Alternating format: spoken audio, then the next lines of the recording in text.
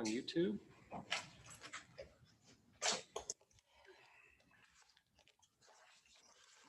Ahead night. So we're going to get started. So we will call our city council business meeting to order. This is Thursday, July 1st, 2021. It is 6 p.m. Lindsay, would you call the roll? Councilmember Lester. Here. Baker. Here. Reba. Here. Cool. Here. Livingston. Mayor Tom Phillips. I am here as well. We do have a quorum, so we will move on. Just a reminder, there is a time delay on the broadcast of the meeting to YouTube, so we're not going to wait for questions that may be texted to people in council chambers. If you'd like to ask questions during the meeting, please either attend in person or attend via the Zoom meeting. Item number 2 on the agenda is the Pledge of Allegiance. So would you please rise and say the Pledge of Allegiance with me? I pledge allegiance to the flag of the United States of America and to the republic for which it stands, one nation, under God, indivisible, with liberty and justice for all.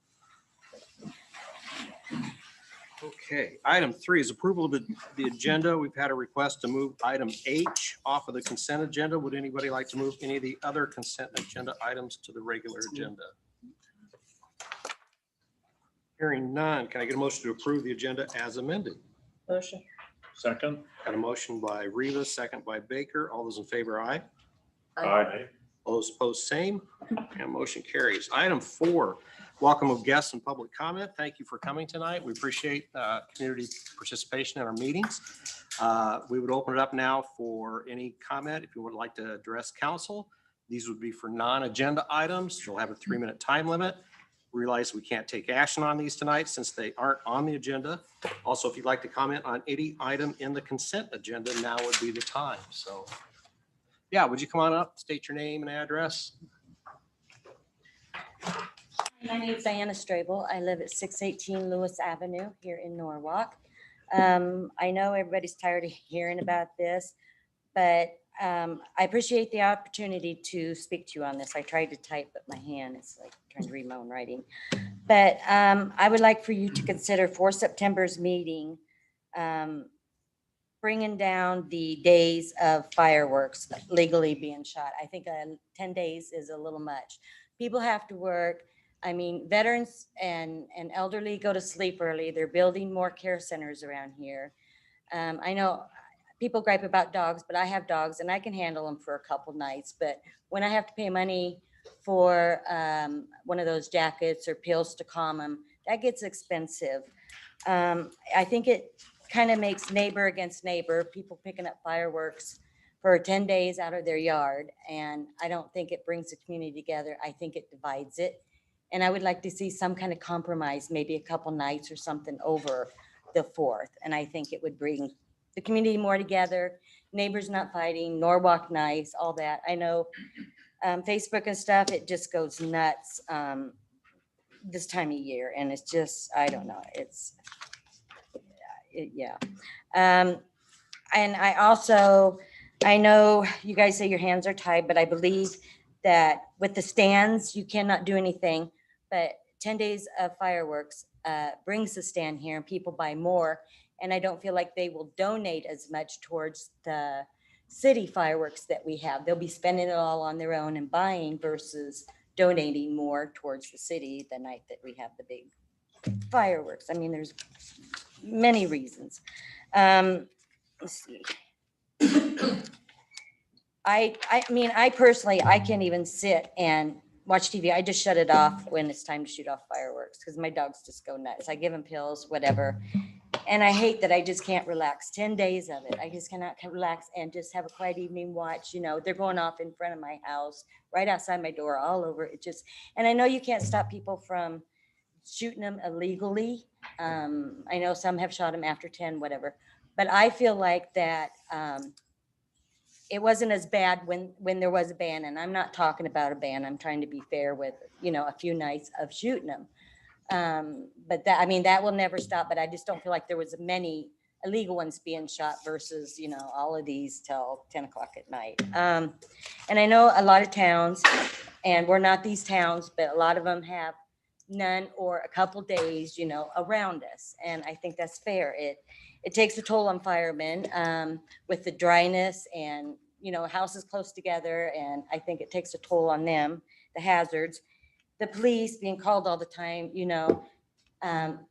complaining about it. I think they have more to do than, go to houses complaining about all the noise and all that versus, I don't know if, I didn't do research, if they had as many calls when it was illegal. I don't know, but I'm just trying to compromise and find a medium for everybody to be happy, and enjoy it. We have a parade. We have all this stuff for the 4th lined up. And I don't think it's necessary to have 10 days of fireworks, going off. And I just think that, people need to come more together to celebrate it than fight over it. So I just want you to consider it for September, if that's okay. I appreciate it. Yep. I appreciate you letting me speak. Yeah, Thank you. thanks for coming. Yes, thank you. Anybody else? Hearing none, we will move on. Item 5, we have some presentations tonight. Holly, you've been working on several components of the sports campus and Norwalk Central projects. Could you provide us and the public with a little context of what's going to be discussed during these 3 upcoming presentations? Sure. Well, first, John Danos is here. He is our bond counsel through with Dorsey and Whitney. We've been with them for a long time. They do a great job for us. We work with them on every TIF agreement, every development agreement, pretty much everything that we need when it comes to spending of city dollars. So he's been great. And he is here tonight to talk about options for the city if the city were to choose to move forward with an ownership option of the courts and commons building of the sports campus project within Norwalk Central.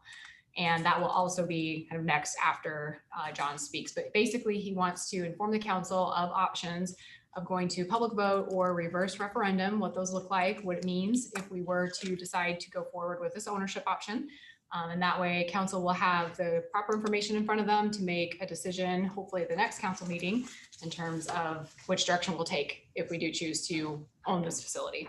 And so then we will also talk about the ownership option and just summarizing those projected costs and revenues and some economic impact numbers that we have on that ownership option. And then we will also talk about the de novo construction services agreement that will be after that. And de novo is here tonight with us. 3 gentlemen with de novos here. So if you have any questions on their agreement that they provided to us, they're here to answer that as well. So that's what will happen now. And then later at the end of the agenda, we'll have 2 action items. One will be for the ownership option of the courts building to move forward with that. And then the other one will be to enter into the agreement with de novo to help us manage that project. So we won't be deciding on the vote issue tonight. It'll be at another council meeting. All right. Thank you. So first presentation tonight is from John Danos from Dorsey and Whitney. He's going to talk to us about public vote versus reverse referendum options for the city's participation in the sports campus project. John.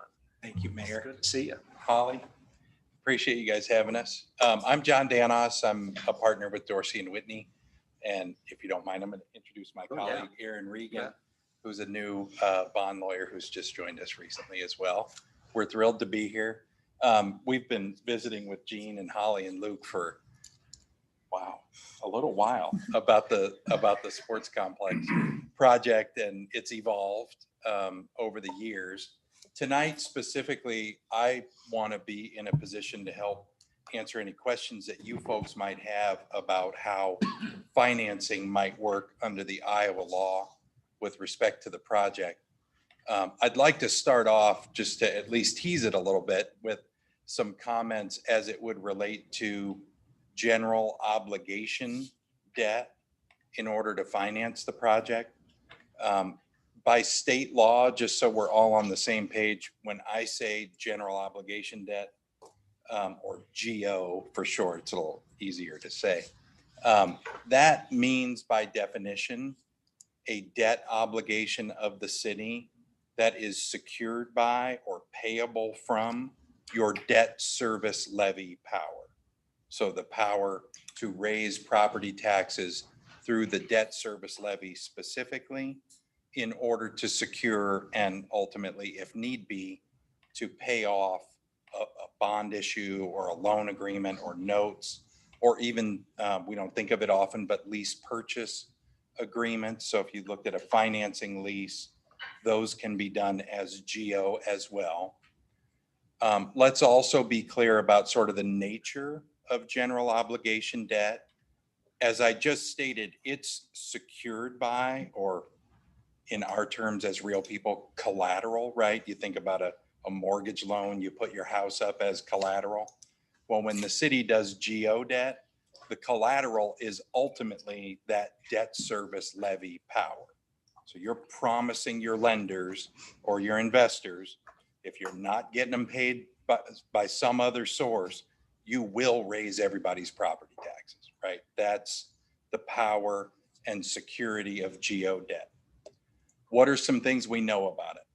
Your lenders or your investors love it because it's about the most secure debt that a public entity in Iowa can offer.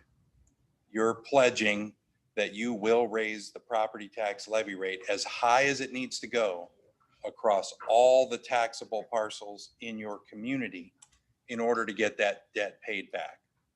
And investors respond to that. The bond market loves it. Local banks love it. They understand what it is. They can quantify it. They feel very secure, which means but little risk to them, which translates into nice interest rates for you. So GO debt is very secure. It tends to be very efficient. Gene can describe that to you better, just in terms of getting those good interest rates and relatively low costs of borrowing. So it's an attractive option that way. GO debt also offers you a great deal of flexibility from budget year to budget year. Just because the debt service levy is pledged as security doesn't mean you have to pay your GO debt with debt service levy dollars. You folks from fiscal year to fiscal year routinely budget and appropriate alternative sources of city funding to pay your GO debt.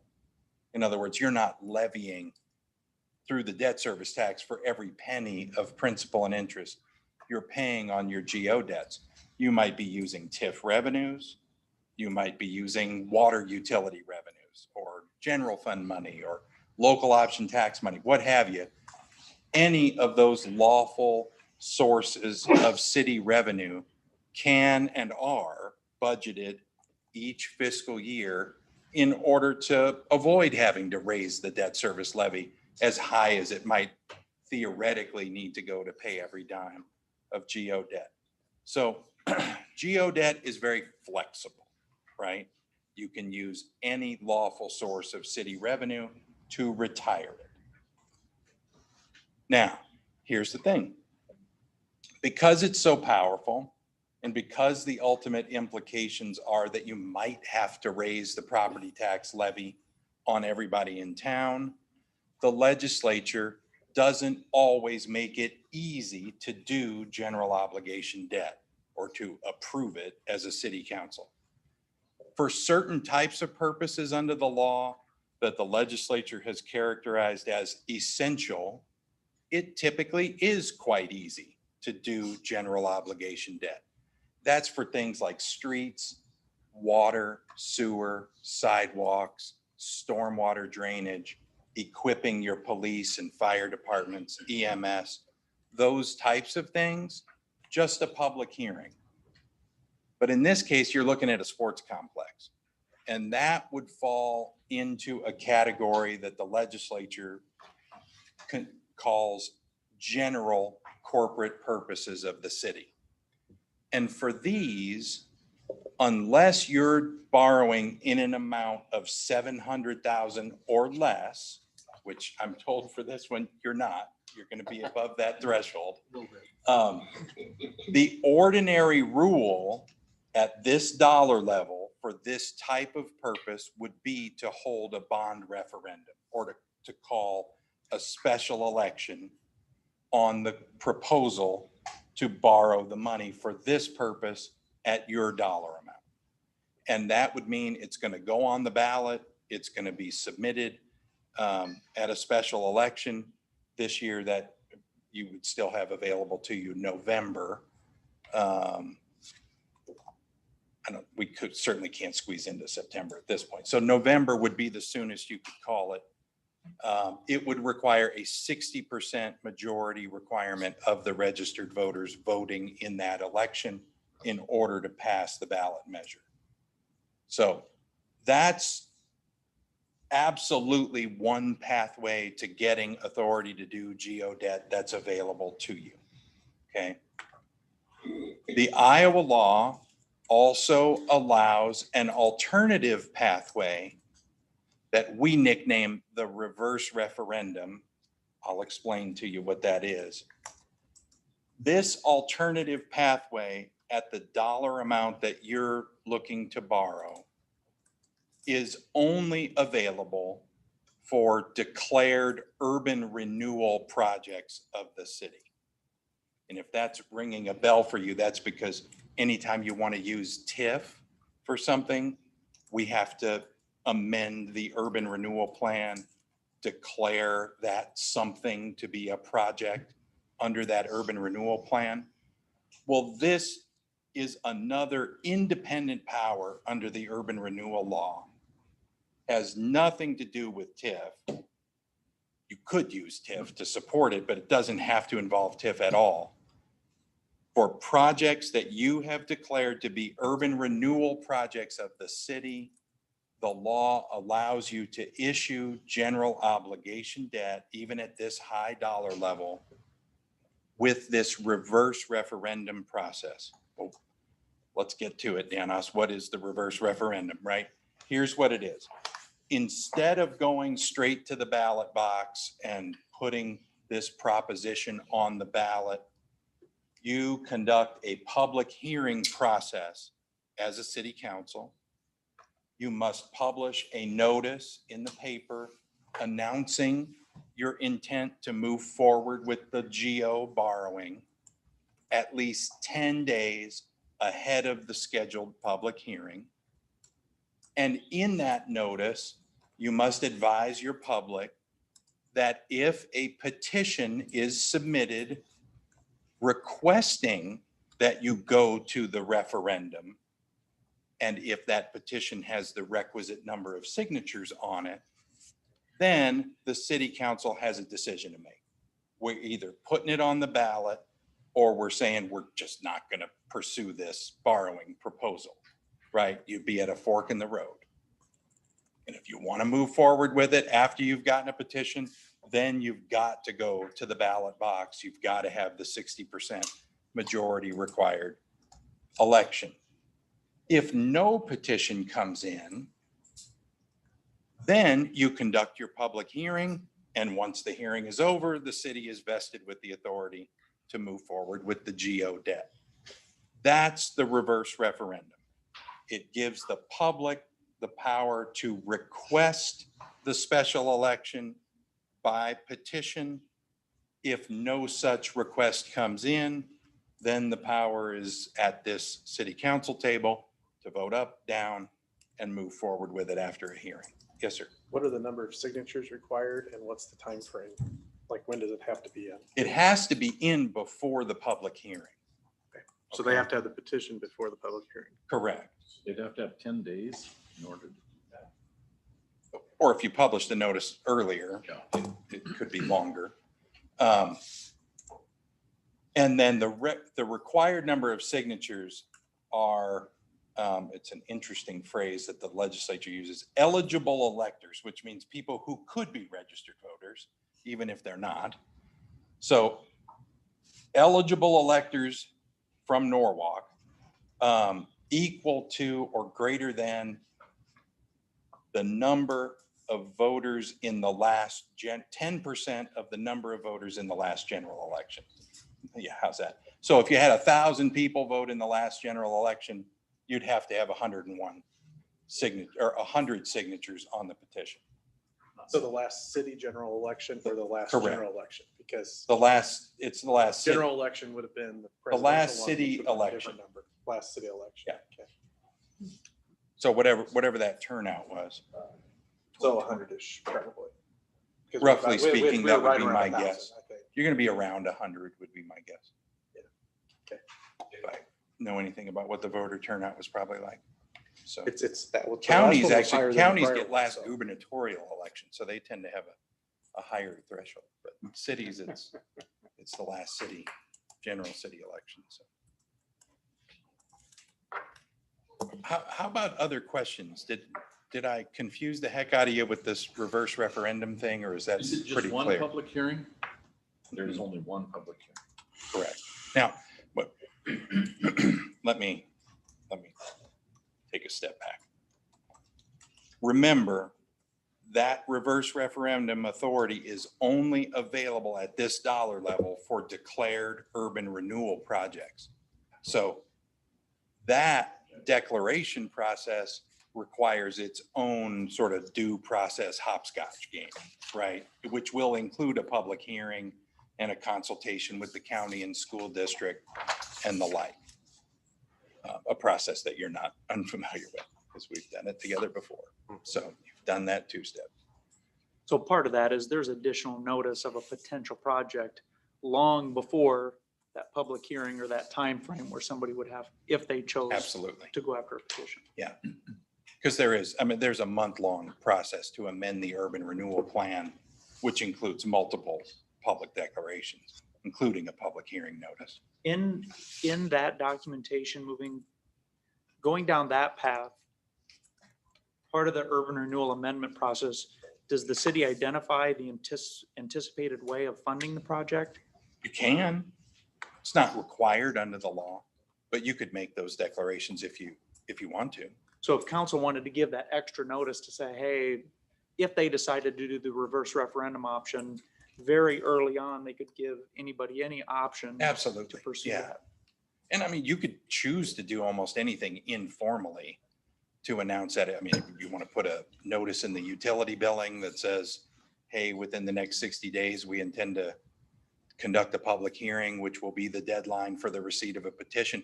There's nothing under the law that would prevent you from informally providing notice in advance. If you choose, the legal parameters are you have to have that notice in the paper at least 10 days before the reverse referendum petition.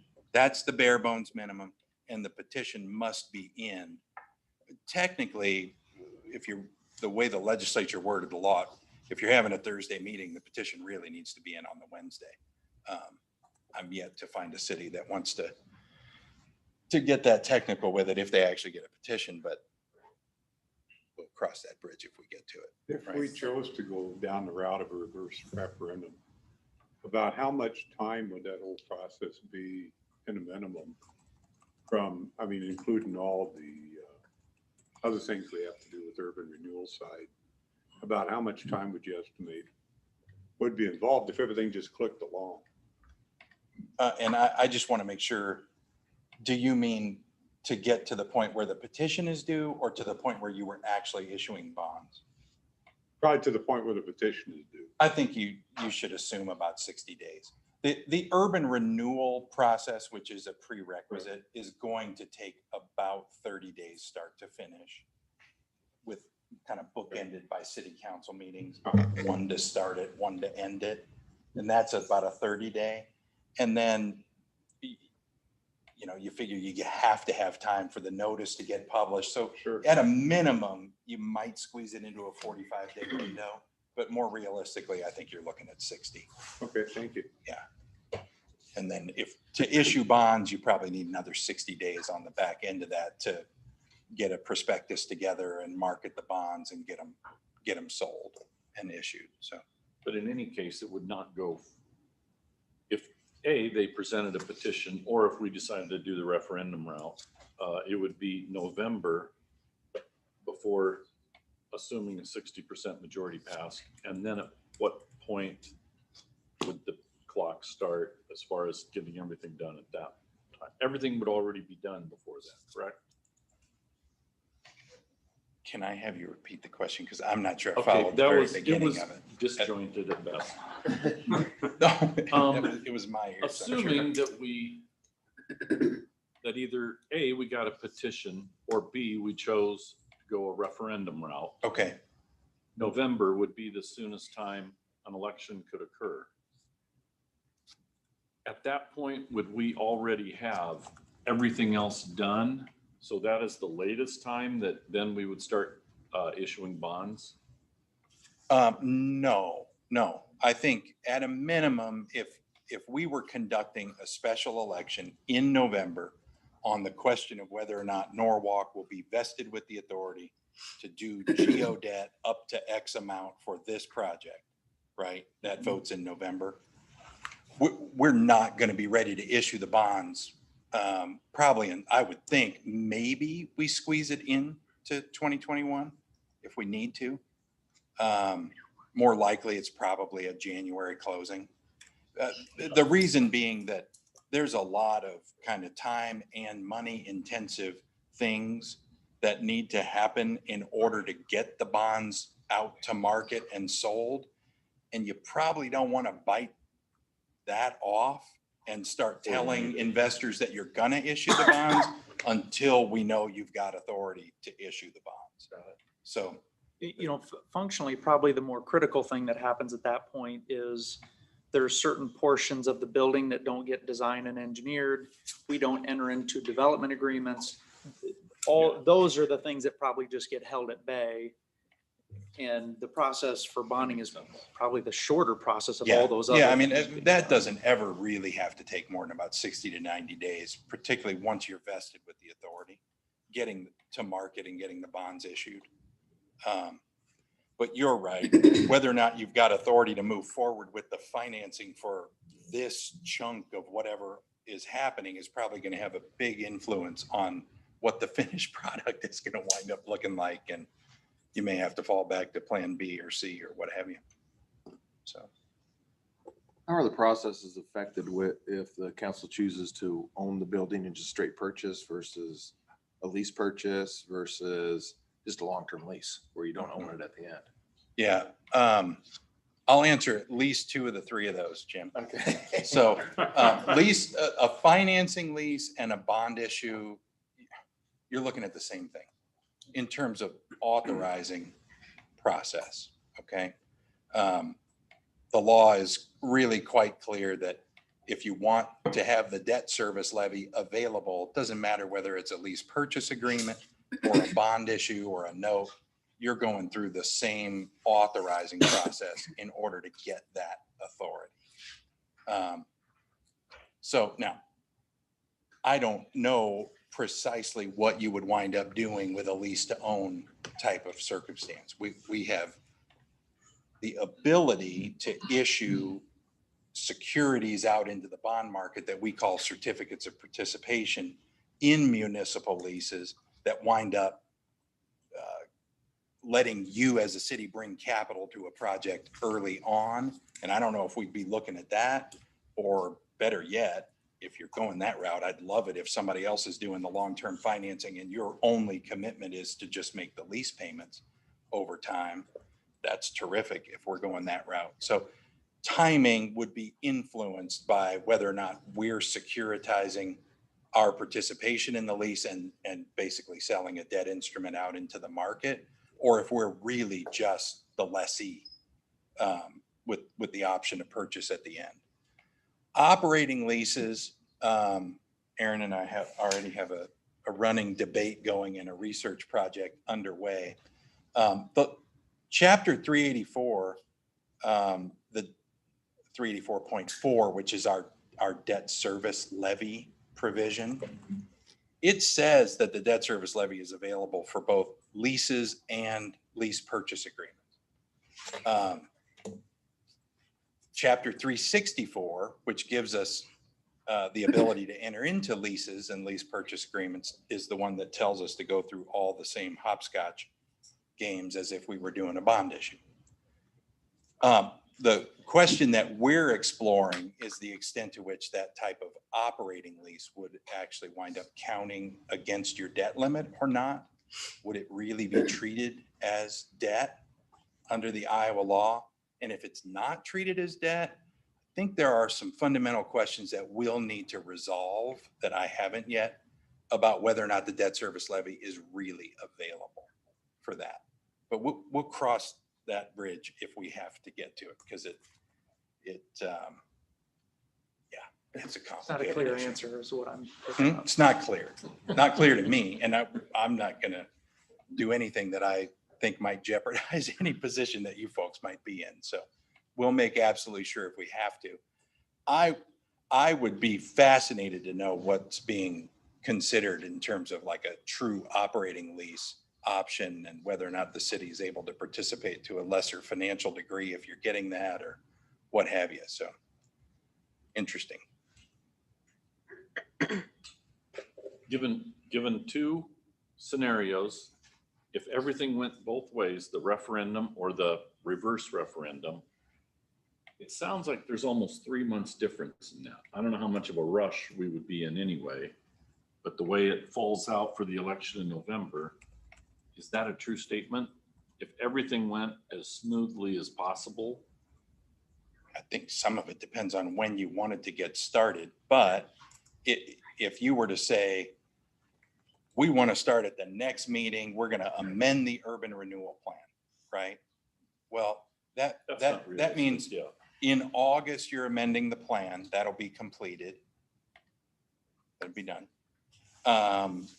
Within certainly 30 days of that, so by September, you could be at the due date for a petition and know whether or not you've gotten that petition. 60 days later, so call it November 1st, November 15th, before Thanksgiving, you could be issuing bonds, right? I mean, if you went that route, pedal to the metal, that's the kind of time frame you're looking at. If you're going straight to the ballot box and conducting the election, you're just holding the election in November. So, you know, on the other hand, you go the reverse referendum route and you get a petition, it's March before you're holding that election. You're not going to have November available to you anymore, I don't think, if I'm counting right. Oh, That was a question I Because- was going to ask you, John, if the public measure filing date changes I with think the it's reverse. 46 days ahead. It doesn't, the reverse referendum process has no impact on its ordinary filing requirements. And so I'm pretty sure for the November election, does it sound right to you? 46 days September 7th. ahead. Yeah. that's So a dramatic. we'd have to be really looking at the time frame to know whether or not you would even have that November election available to you if you did the reverse referendum and got a petition, right? We're probably going to need to really hustle if we want to be able to kind of meld into the November election in light of a petition coming in. So That is really good to know. I'm looking at Jean. Did you want me to talk about the pure tip option? You could you can lay it out there for them. Financially, I could give them the ramifications of that, but if you wanted, sure, they should know that there's an option. Okay, so we're not going to talk about the whole laundry list of ways that cities can do financings, but pertinent to this, I think, is to just mention to you, general obligation debt is not the only kind of debt that's available to cities. And you know that, right? I mean, you've done water utility revenue bonds to fund a water project or sewer revenue bonds to fund a sewer project. Well, the urban renewal law that I mentioned earlier, it gives you this geo debt reverse referendum option. It also allows your city to issue what I nickname pure TIF revenue bonds. And by pure, I don't mean they're wholly, I just mean it's only the TIF that you're offering as collateral on the bonds. So no debt service levy.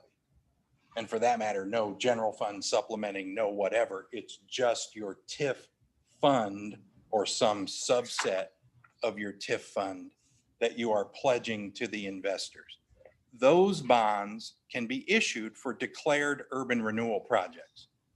So we've already talked about declaring this potentially as an urban renewal project of the city. The pure TIF debt can be authorized with just a public hearing. There's no petition process, there's no election, none of that. It's just a simple, basic 4 and 20 public hearing process.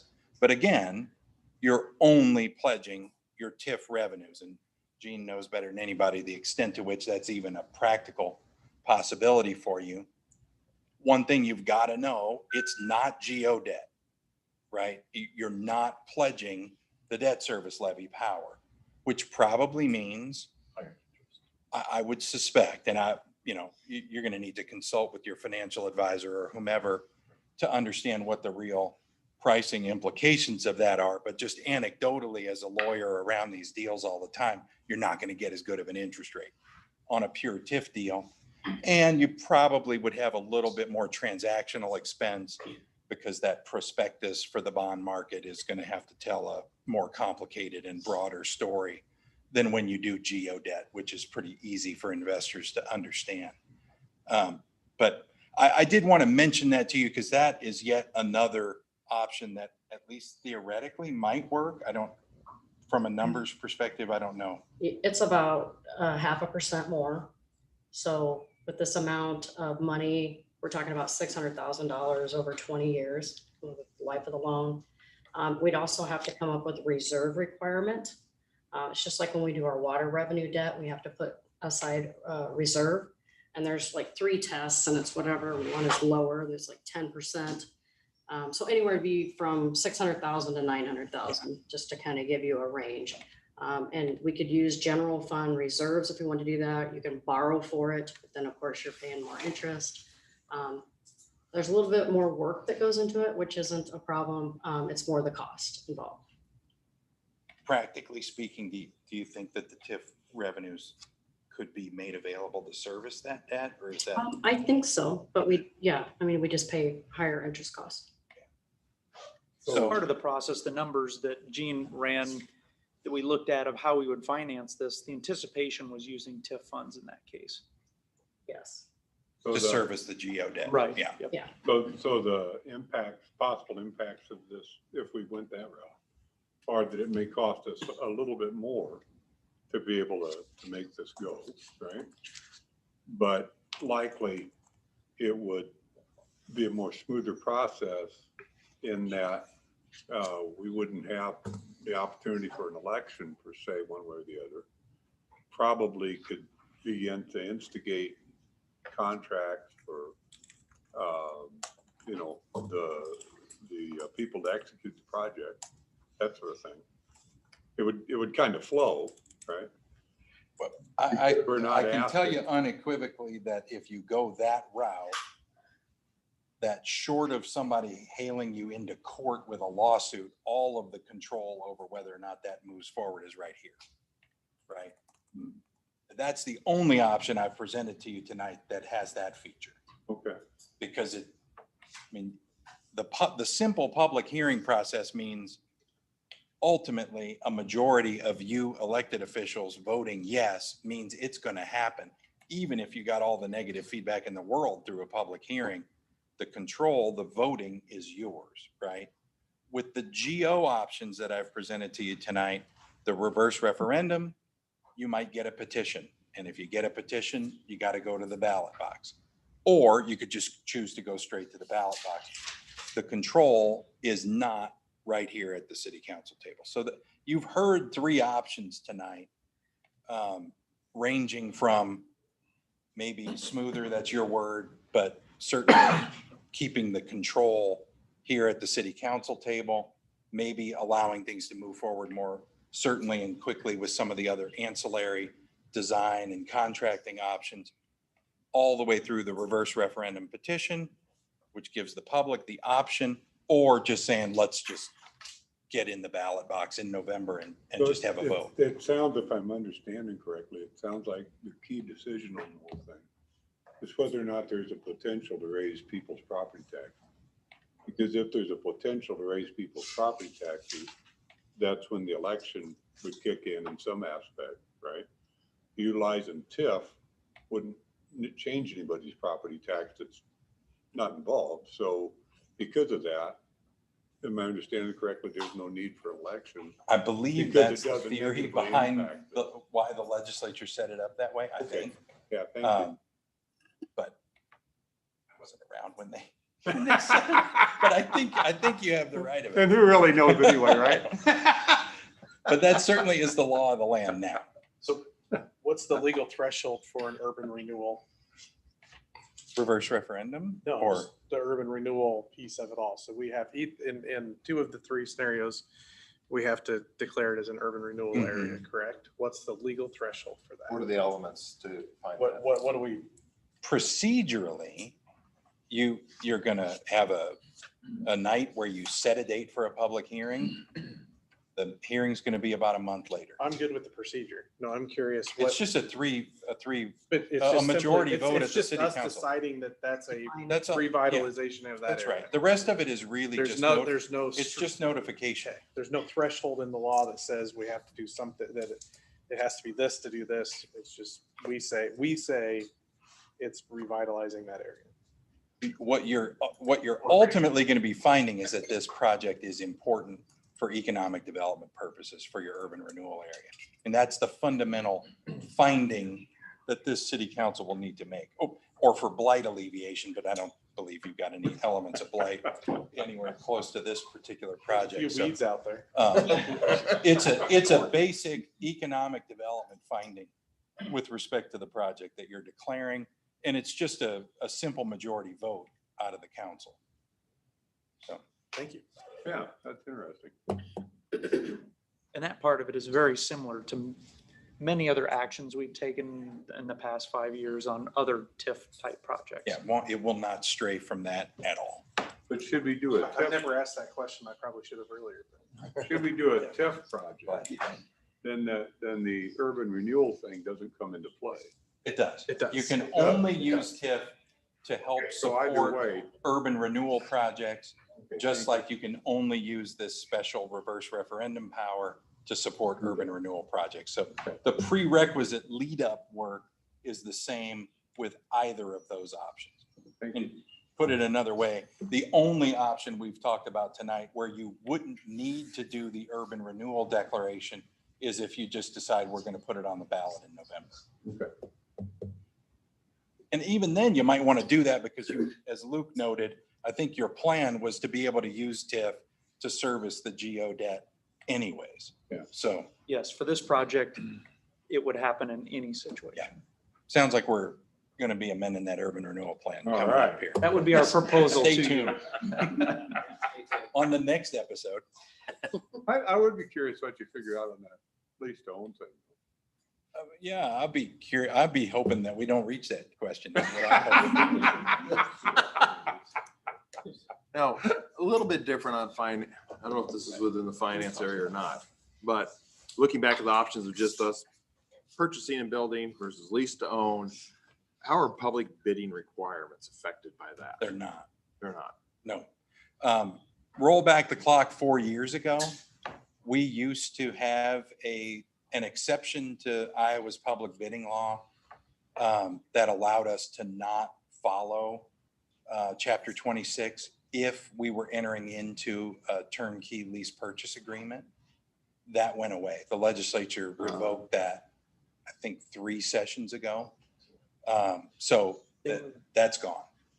I think Altoona was actually the last project, and they just moved into their city hall. Altoona and Johnston were both that's given right. exceptions under that particular law. In fact, I was just on the phone about the Johnston project before coming over here. So, Okay.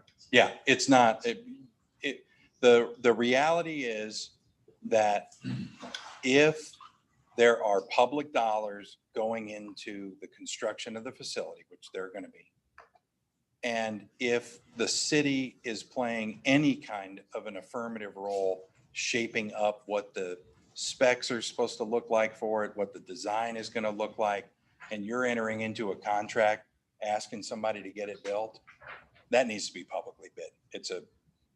That's just the way the law is currently biased right now towards public bidding, which you can feel however you want to about it politically, but it really limits your options as a city in terms of contract procurement. There's just only one real method that you can follow.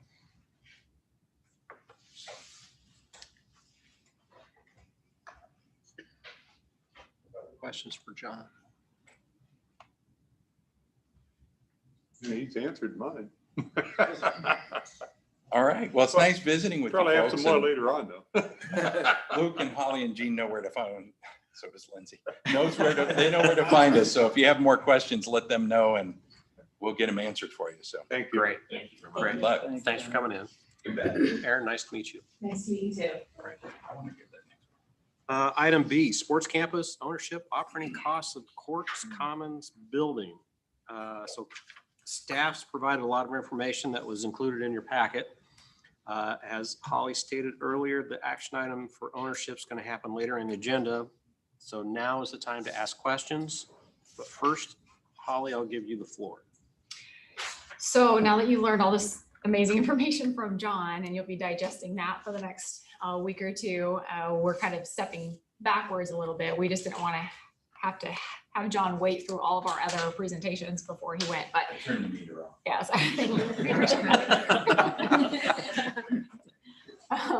So as you all know, we've been working on this project for a very long time, and we've worked with 2 different developers over time to come up with what we think will work best for the city of Norwalk and the community at large for all of our needs, recreation, sports, fitness. But the primary purpose of this project is to be the anchor, the catalyst of Norwalk Central, and another project that we've all been working on for many, many years.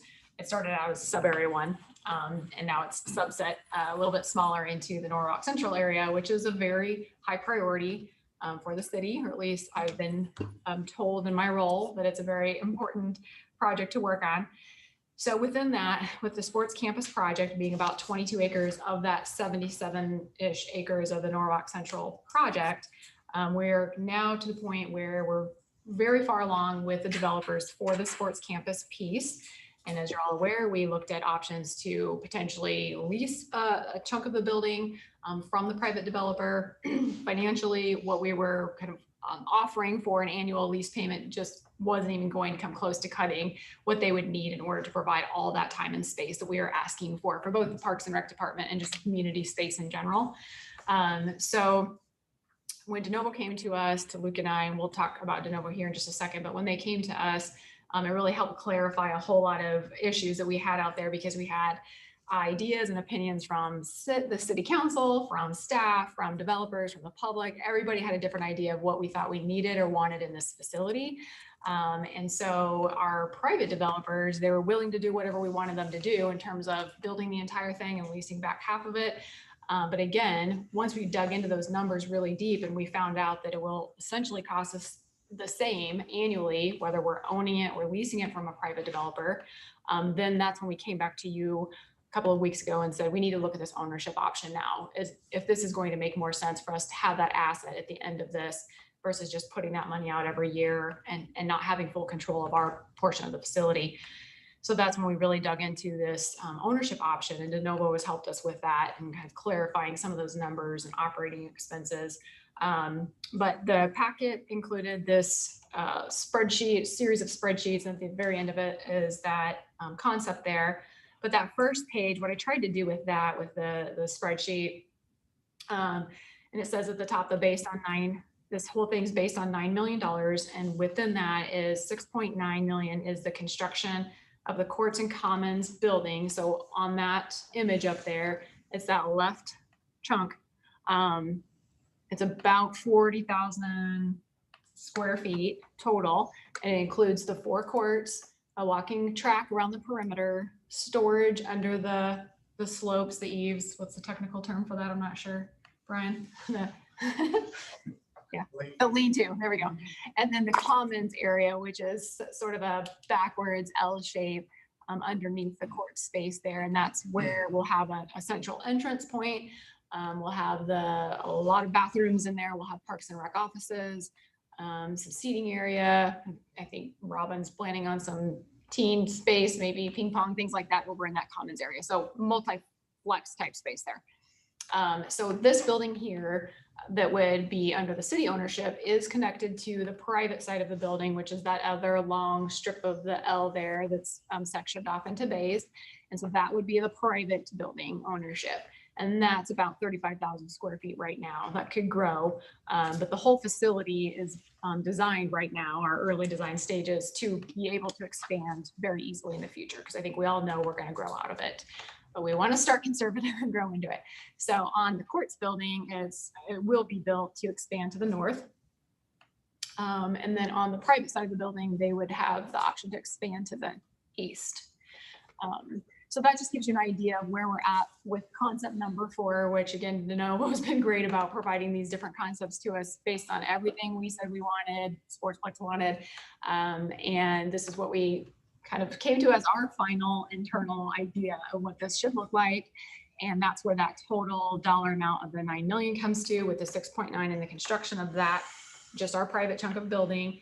And then 2.1 million would include the land and parking. We're estimating, we're narrowing all that down over time, and the construction services fees if we choose to move forward with this ownership, and then the contract with DeNovo. So we're looking at kind of around the figure of 9 million right now for our portion of this building. And so there's the breakdown that Gene and I and Luke and Robin, we've all been working on these numbers, and our sports campus developers, DeNovo, we've all worked on these numbers.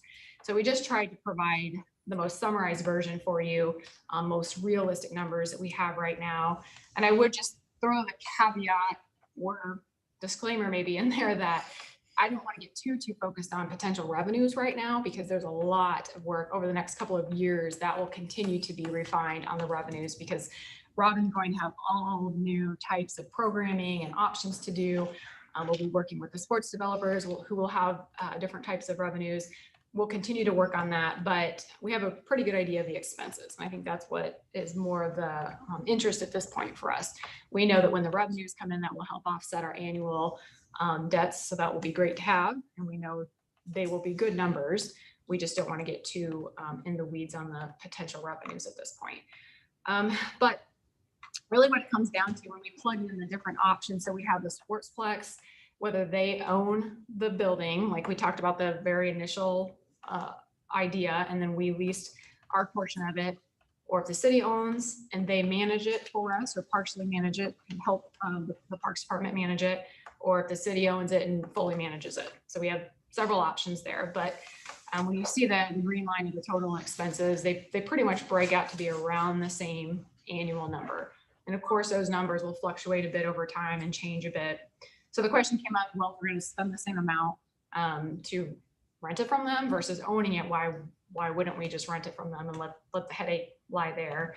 And internally, through our research and working on this, we just feel like if we're going to spend that same amount, we should own that asset at the end of it and have the full control of that facility.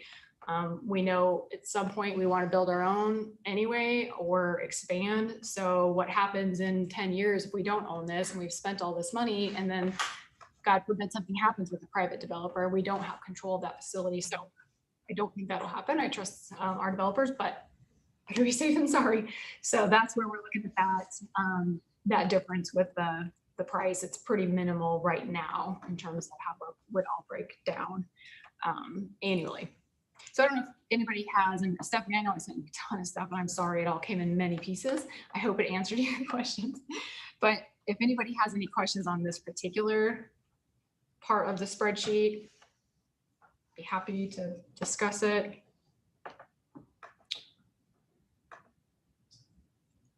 No? Okay. It looked pretty clear to me. I appreciate you putting it out there. Thank you to everybody who's been helping with this. Thank you guys. They got us utility numbers. It was great. And then the next couple of spreadsheets in there we have, and again, I tried to just summarize these spreadsheets that the Sportsplex owners gave to us in terms of pro forma. We asked them to help us and help Parks and Rec Department determine how much could actually be used of this facility, how many hours a day, how many hours are peak, what days are peak of the week, which months. It all factors into how much this facility can be used and how much you can charge for it. So I left those many pages out of this spreadsheet because it's the data that was included to come up with these final figures. So we have the summaries here. So you can kind of see on that first page there with the red lines, the court's pro forma. the number of hours estimated used by month. So we left that in there to kind of give you a general idea.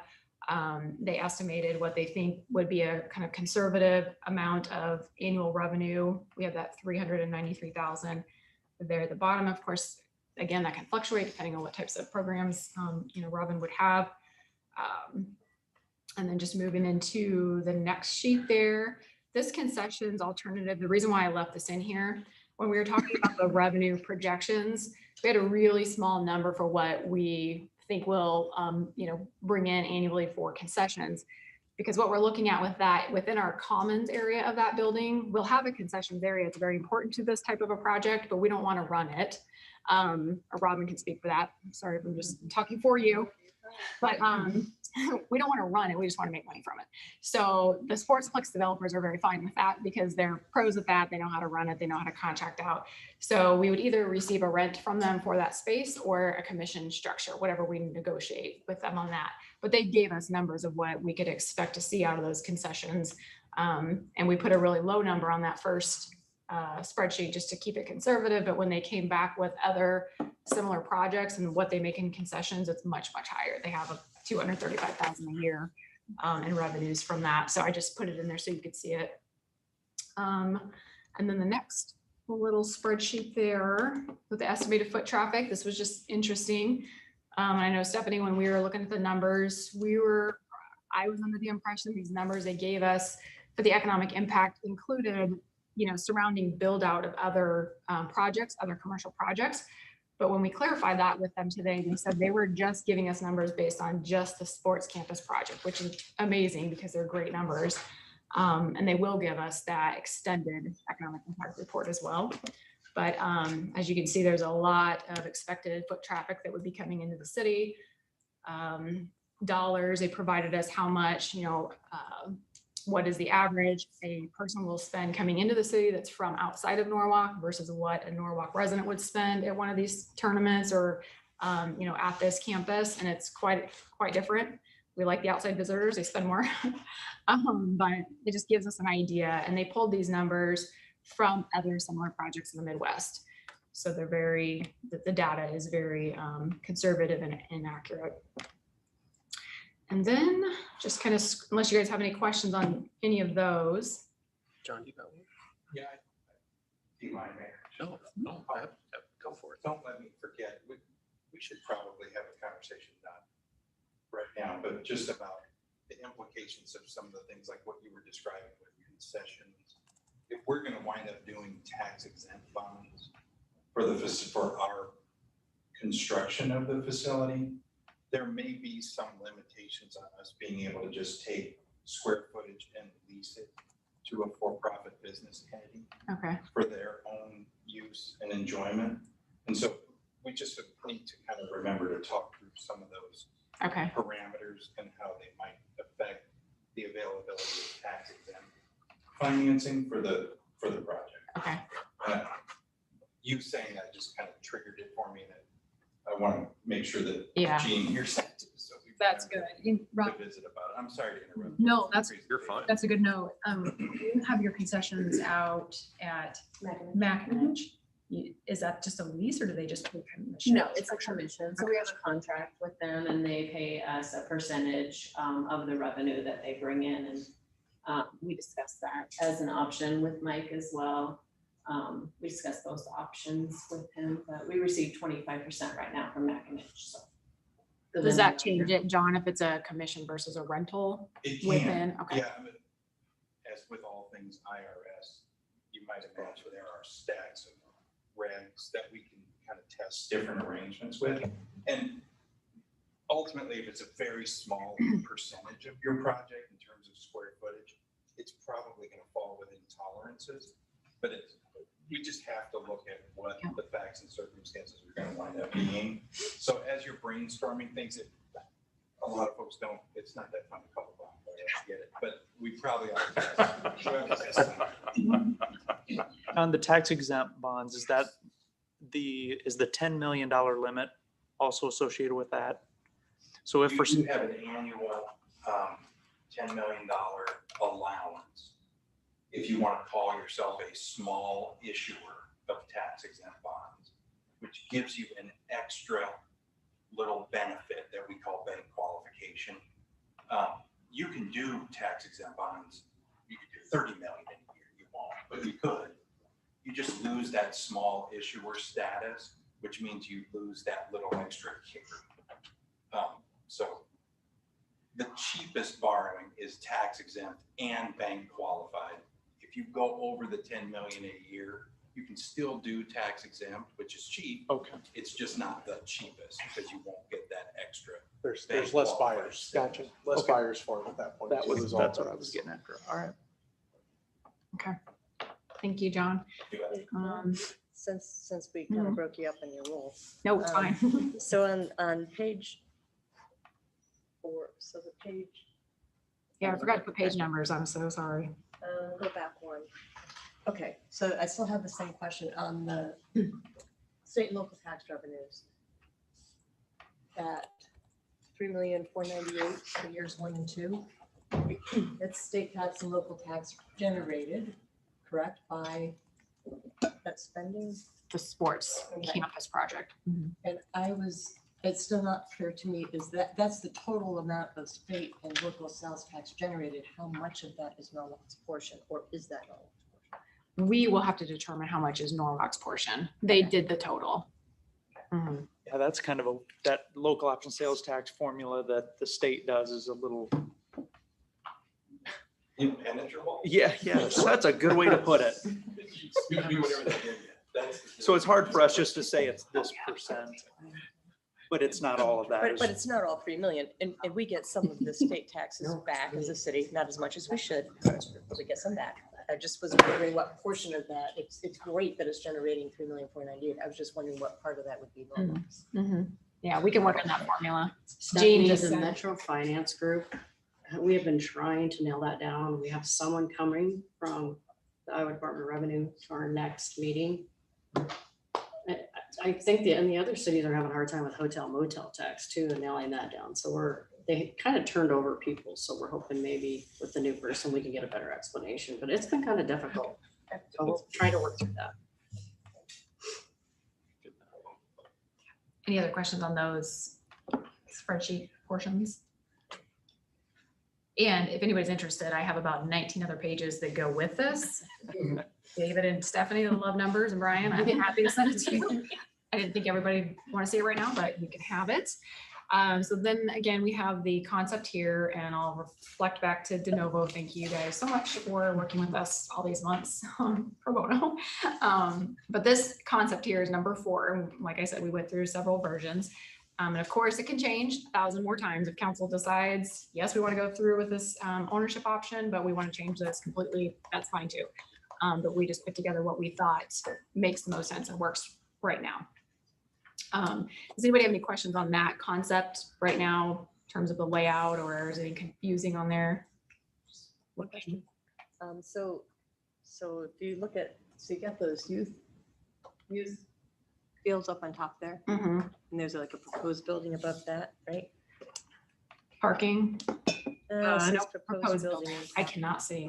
Yeah, this L shape matches, that's like a zoomed out version of this. Go down one more page. So, It's just subset it within it so that you can see it all on one page.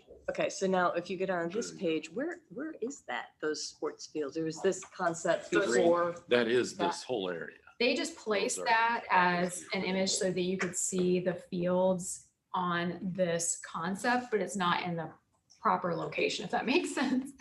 So they also have the elevations above. You know, if we go back to that first concept we're looking at, so I they have see. the elevations. Does that make sense? Okay. But Stephanie, I put those additional maps. If we scroll down, back down again, I put those additional in there so you could get where they're located, get an idea. It was just, I thought that they were going Yeah. north, and I was like, where? Okay, Yeah. got it, Yep, they will be south of the facility and west of the facility. got it. So this map right here shows pretty proper because north is north on that one. And so that shows the big L-shaped building and then the pods beneath it.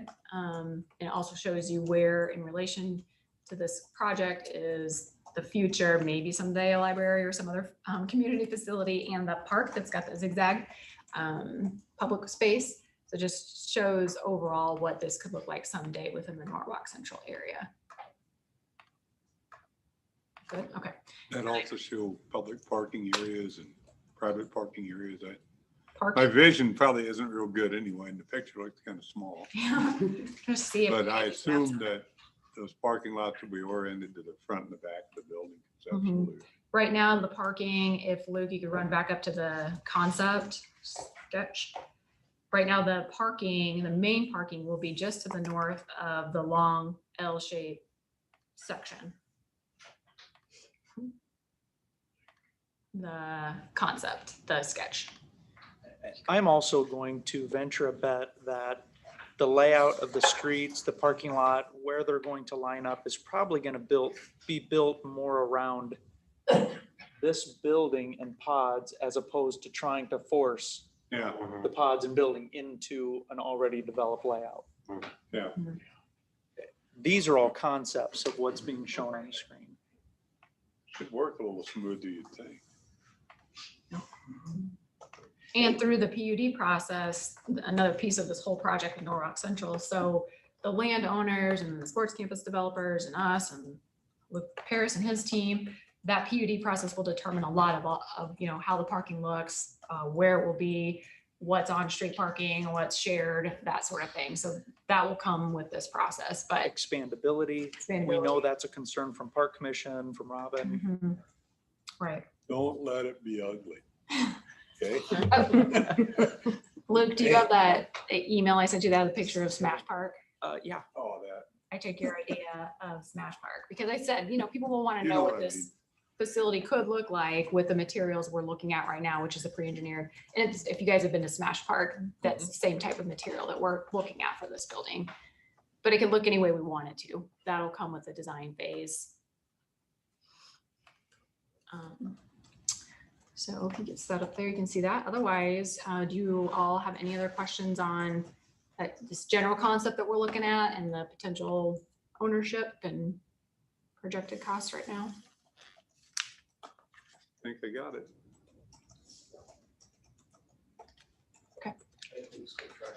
Bring up the Smash Park. yeah. Yeah, it was an email I sent probably around. Yep, I got it, but for some reason it, Okay.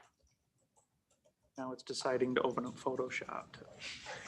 Or you can just Google it too. That's what I did. That's why I'm just gonna Google and do a street Yeah. view. That's probably. It gives you a good idea. It's hard to know what it'll look like. It's gonna look like Smash Park. Yeah.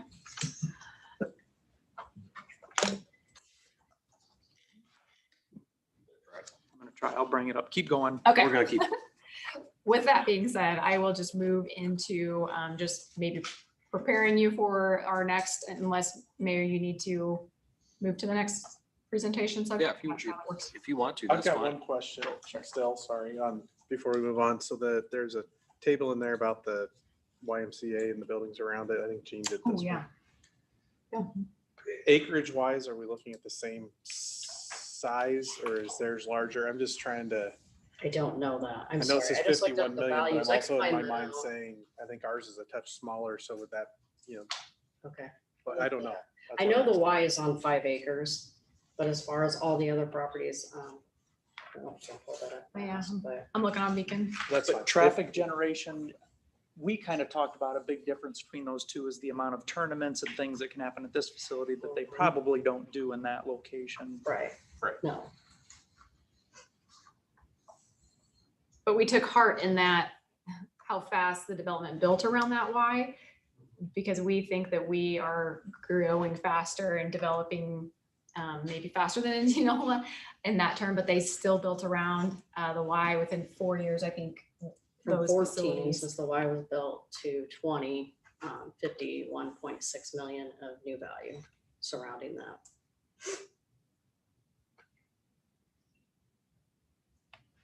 So the acreage.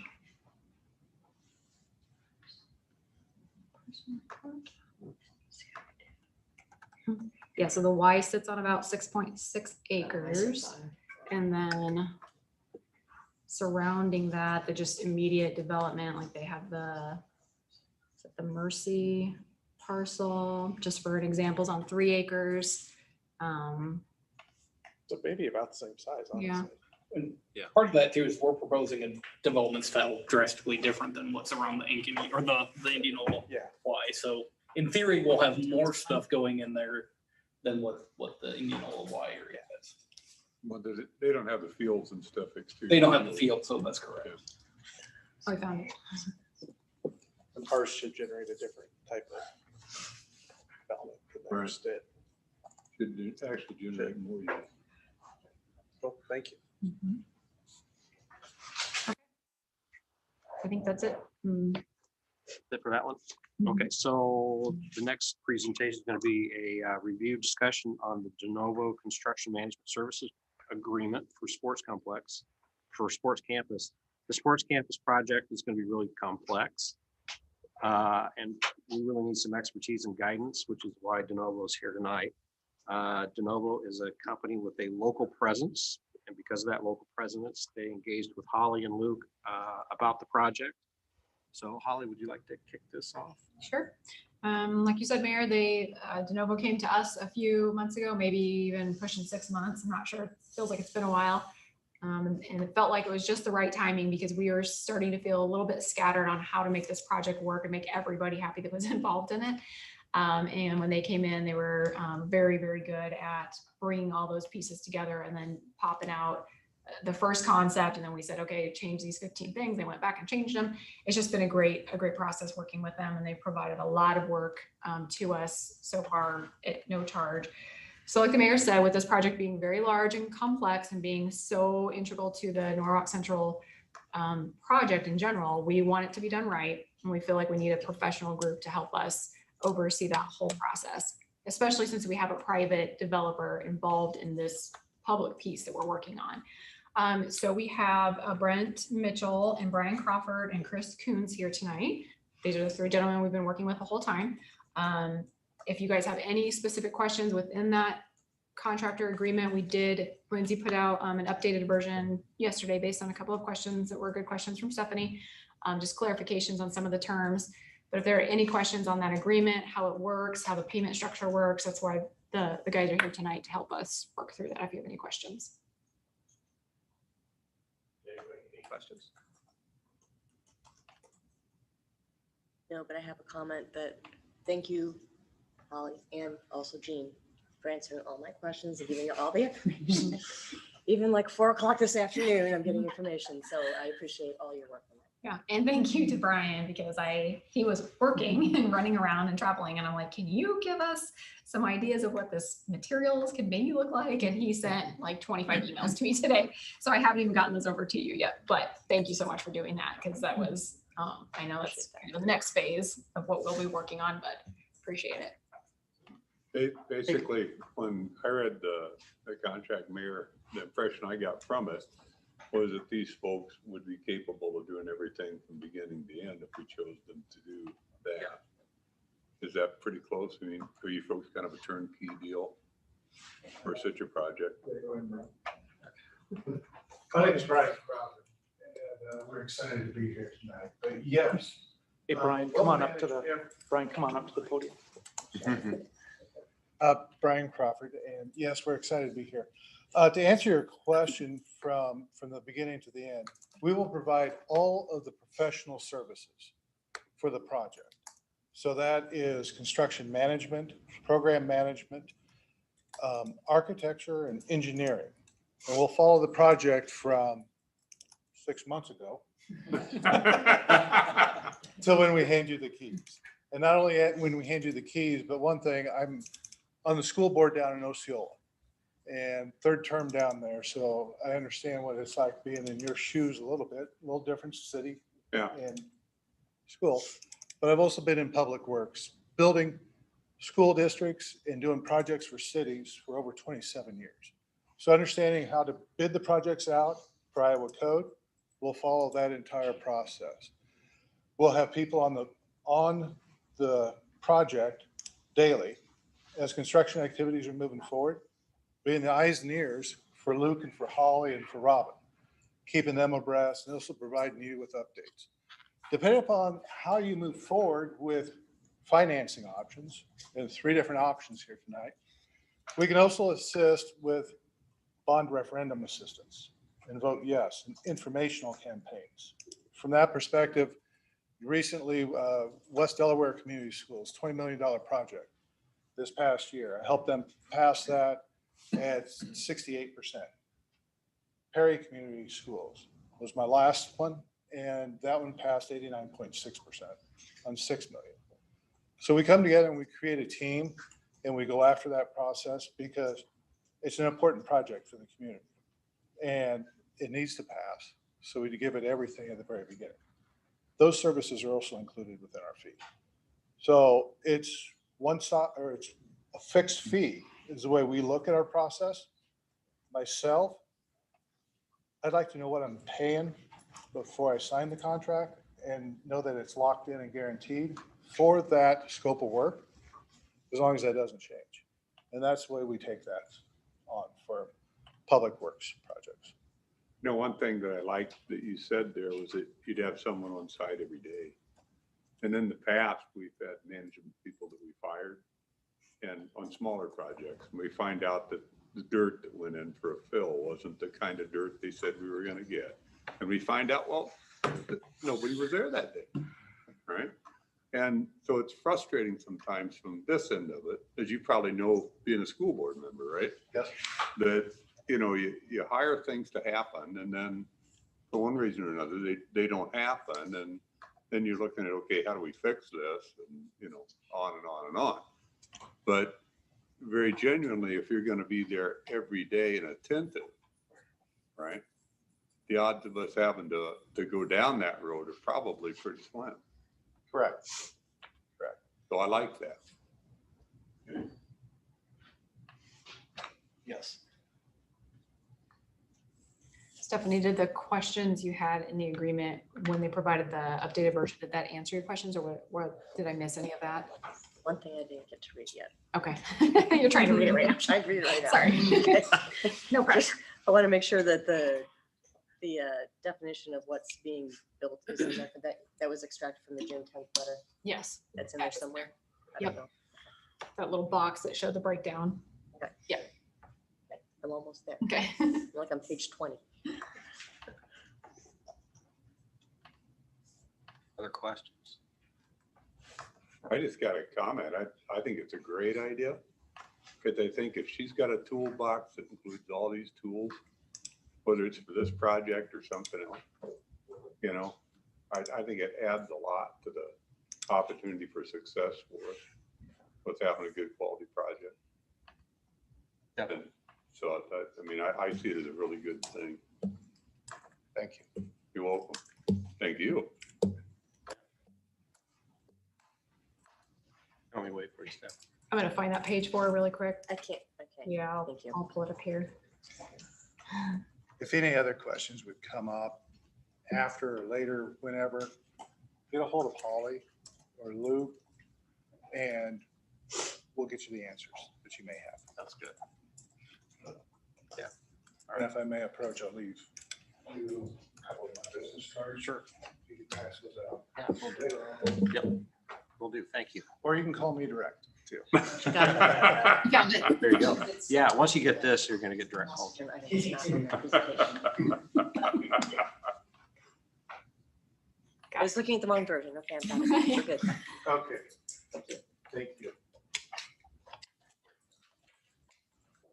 All right. Anything else? Sorry. Got it. Okay. Thanks for being here, guys. We will move on to item 6, consent agenda. So on the consent agenda, we have approved the June 17th, 2021 minutes of the regular city council meeting. Approved the June 24th, 2021 minutes of the special city council meeting.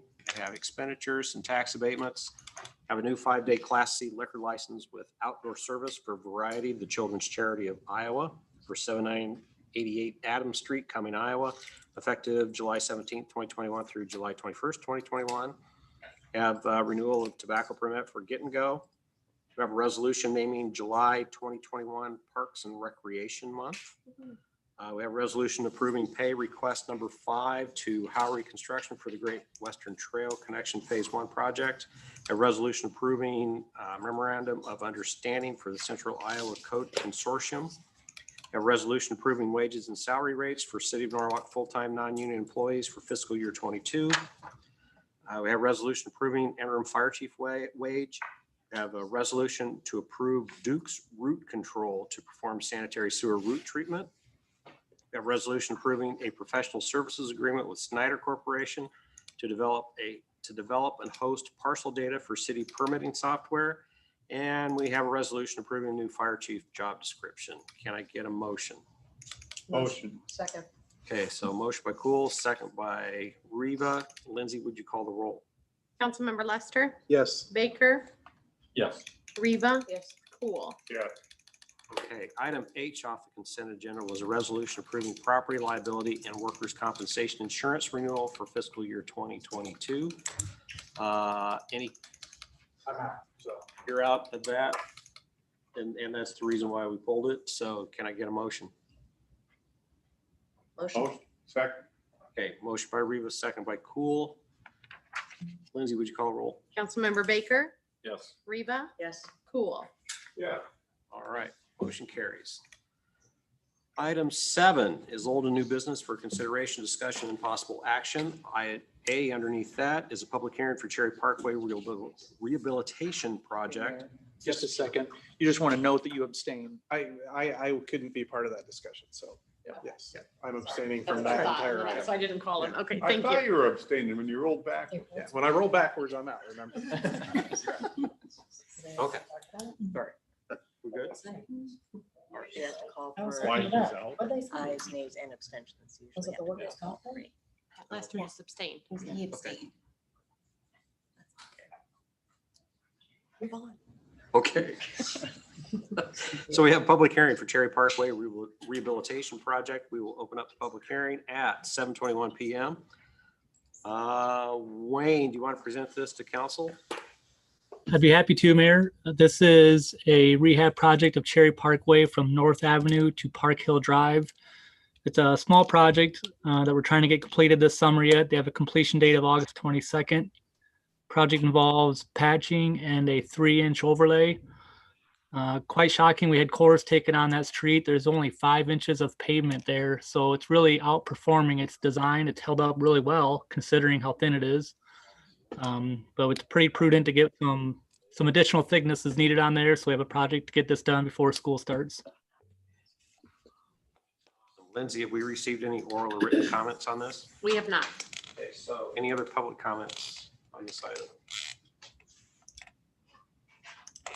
Hearing none, we will close the public hearing at 7:22 PM. Item 7B is a resolution approving and confirming plans, specifications, form of contract, and estimate of cost for the Cherry Parkway Rehabilitation Project. So we just had the public hearing on this item. This is the first of the 3 resolutions needed to get the project moving. Wayne, do you got anything else to add? I would just say we did receive 3 bids on the project. That's about typical for our overlay projects. We usually get 2 or 3. The low bid contractors out of Indianola, we have not worked with them, but they did have favorable references. So we're no concerns moving forward at this time. Okay.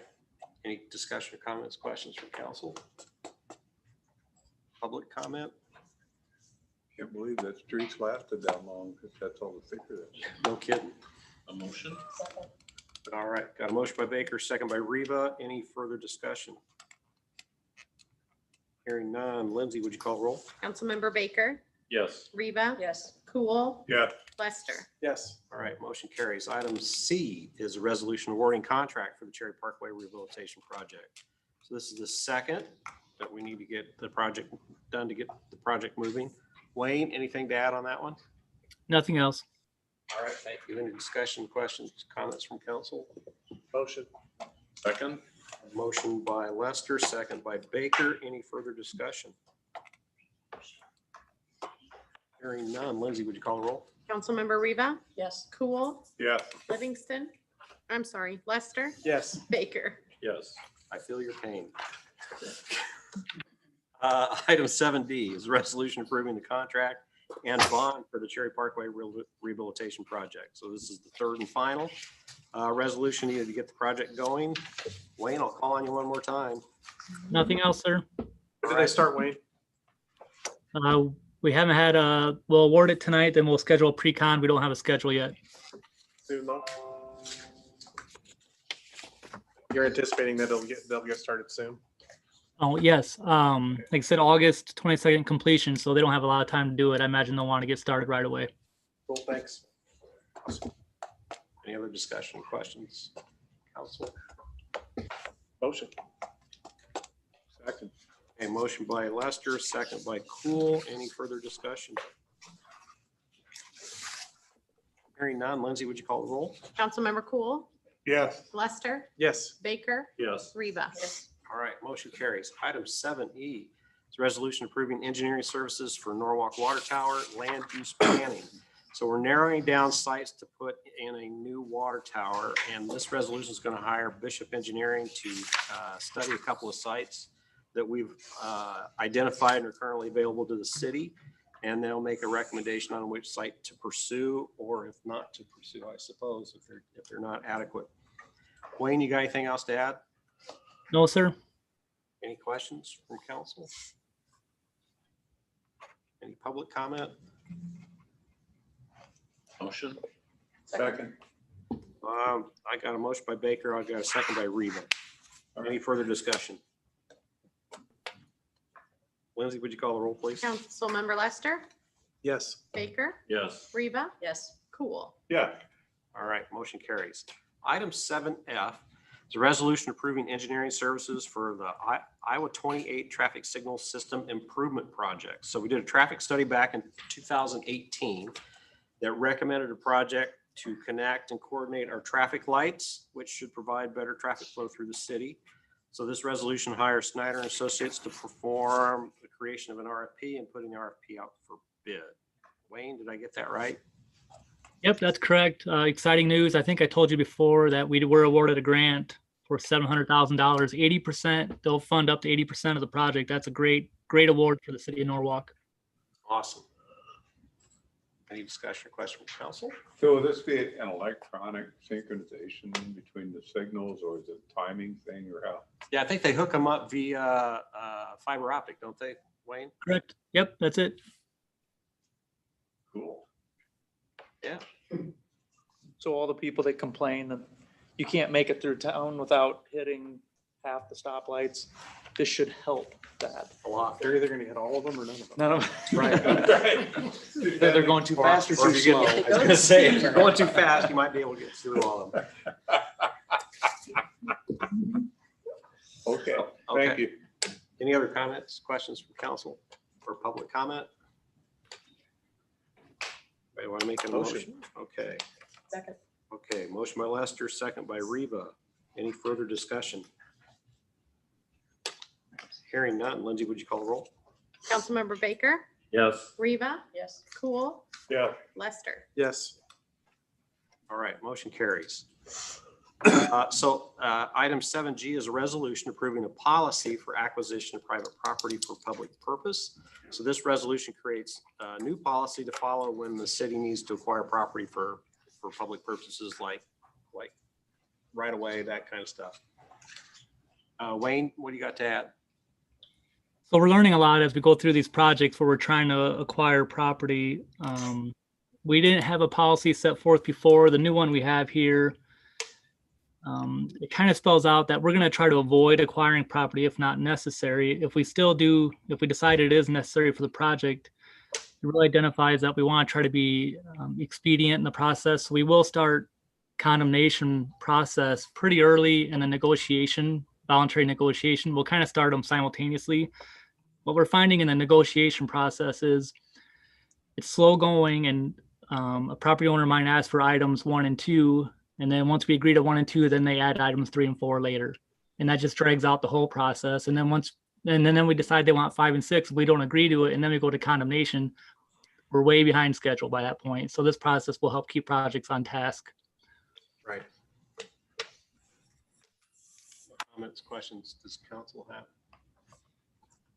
Normally policy comes forward when common sense is absent. Yeah. Right. Any public comment? I guess if I could add one more thing, I do want to say the process may be somewhat viewed negatively though from private property owners when they hear condemnation. You know, that kind of sets people back, but the reasoning is just to keep the projects on schedule. It's not that we don't want to, we do want to voluntarily get that property. We'll work to get it voluntarily. The condemnation is just starting in case we can't reach a voluntary agreement. It does have a negative connotation to it though. It does, but you gotta maintain project timelines as well. Correct. The concept of condemnation is not to take something from somebody, it's to ensure that they're being compensated justly. Right. It has that negative connotation. Yeah.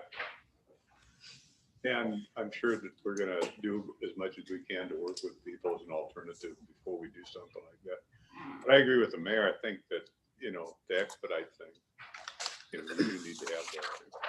Yep. Okay, so I got a motion on the table. Second? All right. I got a motion by Reba, second by Baker. Any further discussion? Lindsay, would you please call the roll?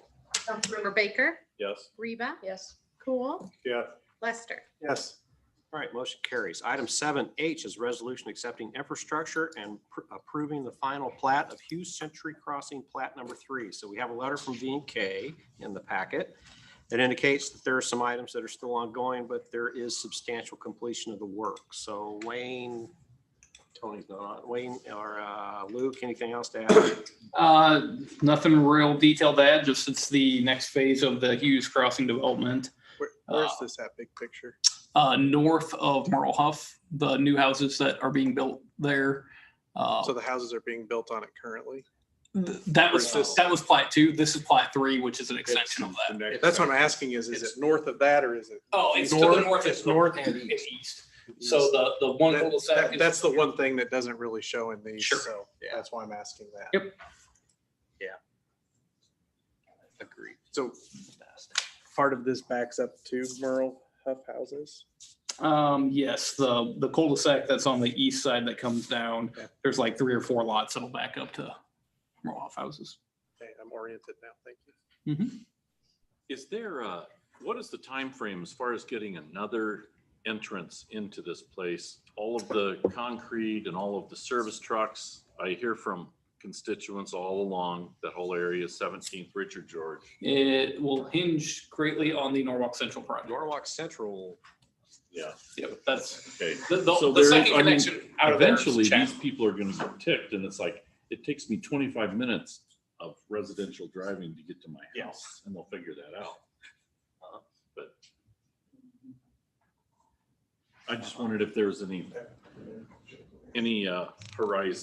time horizon when they would punch another one out, but probably not. Well, like I said, it has to connect up to Chatham, so it's all pretty hinging on Norwalk Central. It's all kind of interrelated. It is. They are. It is. Well, it's destroying. Any other discussion or question from council or public comment? I have a question, and Luke, I'm gonna send you, I asked Elliot for context, how does it all fit in big picture, and he sent me a PDF, so. We're gonna email it. I had one question, it has nothing really to do with the development itself, but Sure. I noticed that the street at the top is called Gordon Court. And I understand why that is, because Gordon Avenue is over here and then it crosses and it's interrupted and then it is still Mhm. Gordon, and that's just how things are usually named. But when something similar happened in Orchard Hills, that caused confusion with public safety and also with the police office, because when people call in, they just say, I'm on Gordon or I'm on Sure. Pine, and people don't know where to go, and it's just a source of confusion. So in Orchard Hills, we had asked the developers to rename their street. So I just was questioning if we have the same issue here by putting Gordon Court, because there's a long ways between Highway 20 Sunset Sure. and We have that with Ashwood as well. Yeah, and we had some interesting things up in Lakewood that, where the one circle, you know, they had the same house numbers on different sides. Right. And it was the same street, just 2 different names. right. It was, So I just wonder if we shouldn't suggest that they find a different name, or if anybody has That's a good point. vetted that. That's a good point.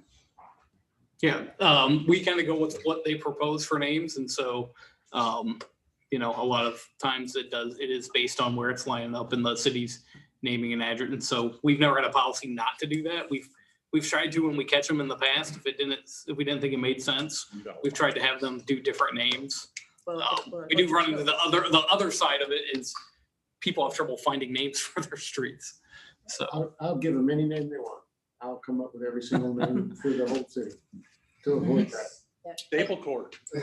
I know we don't have a, Surely we could come up with. I know we don't have a policy for it. I don't want to go down the area of getting a policy for it, but I just think if it was important enough in Orchard Hills and we asked the developer to change, I would like to be consistent on Sure. that, just so that we don't have people confused and going to wrong addresses and. Part of that was when Luke was in charge of those plan reviews, we had a long discussion and he did a good job of catching them and proposing alternatives. Now Elliot does it and we're still training him. Okay, so I just have a request out there, encourage them, please, to come up with it. And I have caught several and spoken to Elliot about it. And this one was before he and I started talking about that sort of thing. Okay. So. Do you want to make a motion to ask them to change the name, or are we good with it being Gordon? I don't think I can make a motion if it's not on the agenda for, I mean, This. As part of the approval. You can approve it conditioned upon them picking a name that's satisfactory to Luke Paris or Chief Staples. Ooh, I get that. I don't know, you want to give me that.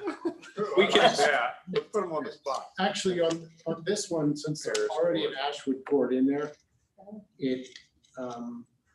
the officers will figure out that that's the non-connecting court system for all the streets on the east side of west side of Highway 28. And so changing that one, making it different from Ashwood Court will now make that one more complicated.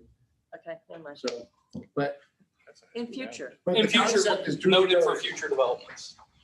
Yeah. So for the rest of Hughes Crossing, let's not do that. Yeah. Please. I agree. But, so has this already been changed? Any other comments, questions, discussion from council? Any public comment? I think Easy Street would be a good name. Yeah. I've been looking for Easy Street for a long time. Anybody want to make a motion? Motion. Second. Okay, motion by Rivas, second by Baker. Any further discussion? Hearing none. Lindsay, would you call the roll? Councilmember Cool, Yeah. Lester, Yes. Baker, Yes. Reba. Yes. All right, motion carries. Item 7I. The resolution approving city pursuit of ownership option of courts and commons facility within the sports campus to be built in Norwalk Central. So we had a few presentations on Norwalk Central earlier this evening. This is just my opinion, but this project is going to drive a ton of economic development in that area and probably areas to the north, even further north than Norwalk Central. And I'd like to see the city pursue this as an economic development project. At one point, we had 8 acres set aside for a project to create a city center. And again, this is my opinion, the city dropped the ball on it.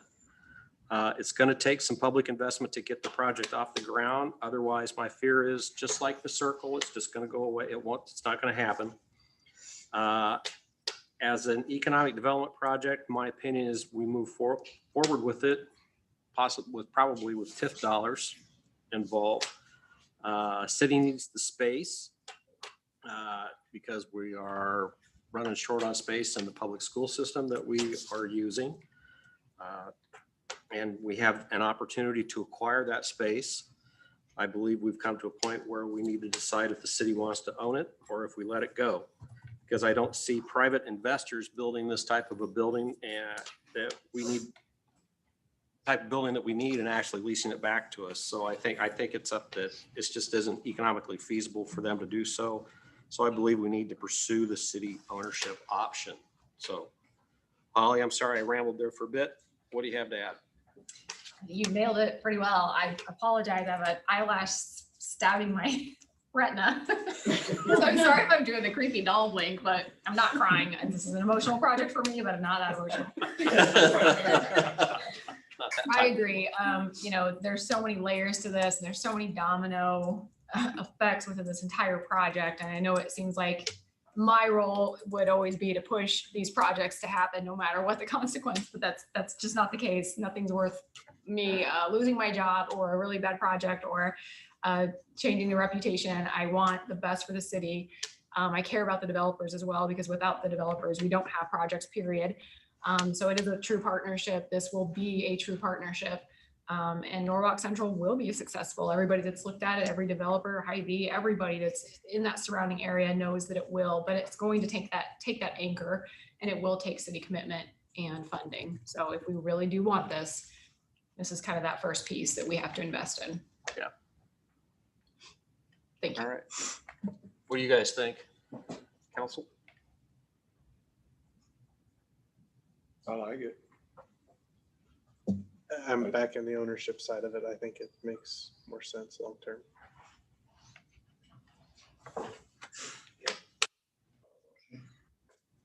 Sure. Motion For what? Ownership. for ownership. Okay. I'll second it. All right. So motion by Baker, second by Cool. Any further discussion? Hearing none. Lindsay, would you call the roll? Councilmember Lester, Yes. Baker, Yes. Reba, Yes. Cool. Yeah, Motion carries. you swayed me around, Baker. What? You swayed me. There you go. All right. That's a positive move. Item 7J is a resolution approving the sports campus project management agreement with De Novo Construction Services. So this resolution is to hire De Novo to manage this project. And I truly think, I've worked with construction managers before. They bring a ton of expertise and value to a project. So I'm hoping that you're gonna follow through with that. But Holly, what do you have to add? Yeah, no, I'm just very grateful to this company. They came around right at the right time that we needed them. And I do think it'll help make the project simpler and smoother and happen in a timely fashion, which right now we are all very desperate for this to happen in a timely fashion. So thank you. Well, and to have somebody there, you know, the whole private public buildings touching each other as a whole adds a whole different dimension to it as well. That Right. we need that expertise. And I've got a hunch this may not be the last time we do this type of project if it's successful. Right. And so it'd really be nice to have some people that do a good job managing it. Yes. We'd likely go back to them. Uh-huh. And it's at the forefront of visibility. I would like it to go smooth. Yeah. Agreed. So what other discussion do you have? Or is there any public comment? Can I get a motion to approve the resolution? Motion. And a second? Second. Got something? Just have to clarify. So to clarify, so the contract is 15% or so of the project Correct. cost. And what was it, 72 something goes out the door fairly quickly, basically it's the retainer plus what they've already done. That's right. Right. And that's kind of the lock-in amount and that's a good point that goes to a vote, for some reason doesn't go forward. Those are the dollars that get spent either way. But they've already done the work for. No, I agree. I'm just wanting it clarified. So- Come on up. No, and just, so you know, I'm on board with it. I just wanted to clarify that piece. Chris Coons, City High, I live here in Norwalk. Thank you. But a portion of that initial funds was to go to professional services to get the architect on board so that we can move away from the concept drawings and move into design development set and working with the city to take all the considerations. Yeah, thank you. And David, that's the portion that we were talking about in Earlier, ED that we need for the county assessor to move into the valuations. In order to do the next step, we need, Right. yeah. That makes sense. Yep, thank you. Sorry, so I just forgot that one. All right. I think you were going to call for a vote. 745. So I got a motion by Cool, a second by Baker. Is there any further discussion? Lindsay, would you call a roll? Councilmember Baker, Yes. Reba, Yes. Cool, Yes. Lester. Yes. All right, motion carries. There we go. Welcome aboard. Proud to be involved. Yeah. Every day now. He's gonna be on site watching. You're up there at your trailer.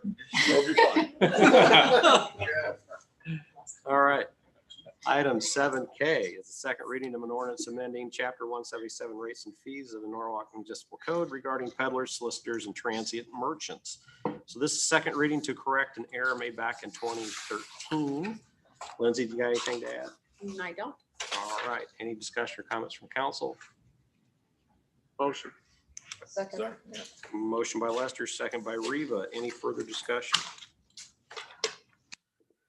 Hearing none. Lindsay, would you call roll? Councilmember Reba, Yes. Cool, Yes. Lester, Yes. Baker. Yes. All right, motion carries. Item 7, I think that's an L. Is the third reading of an ordinance amending the official zoning map of the city of Norwalk, Iowa by rezoning 8685 Adams Street from agricultural reserve to single-family real estate. So last meeting, we approved second reading of this ordinance change.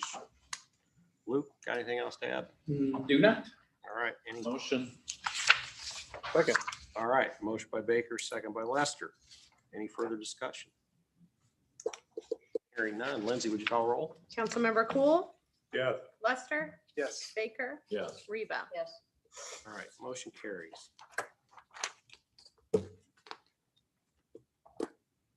And next item is council inquiries and staff updates. Jim? Nothing. All right, David? I've got several, sorry. Food trucks, there are several operating without their license, and I think that we just need to notify them and tell them that I made a list of a couple that I know of, because I saw Fahrenheit Pizza was out at the bar in Arilla, and they're out there a couple times a week, so they probably should have one.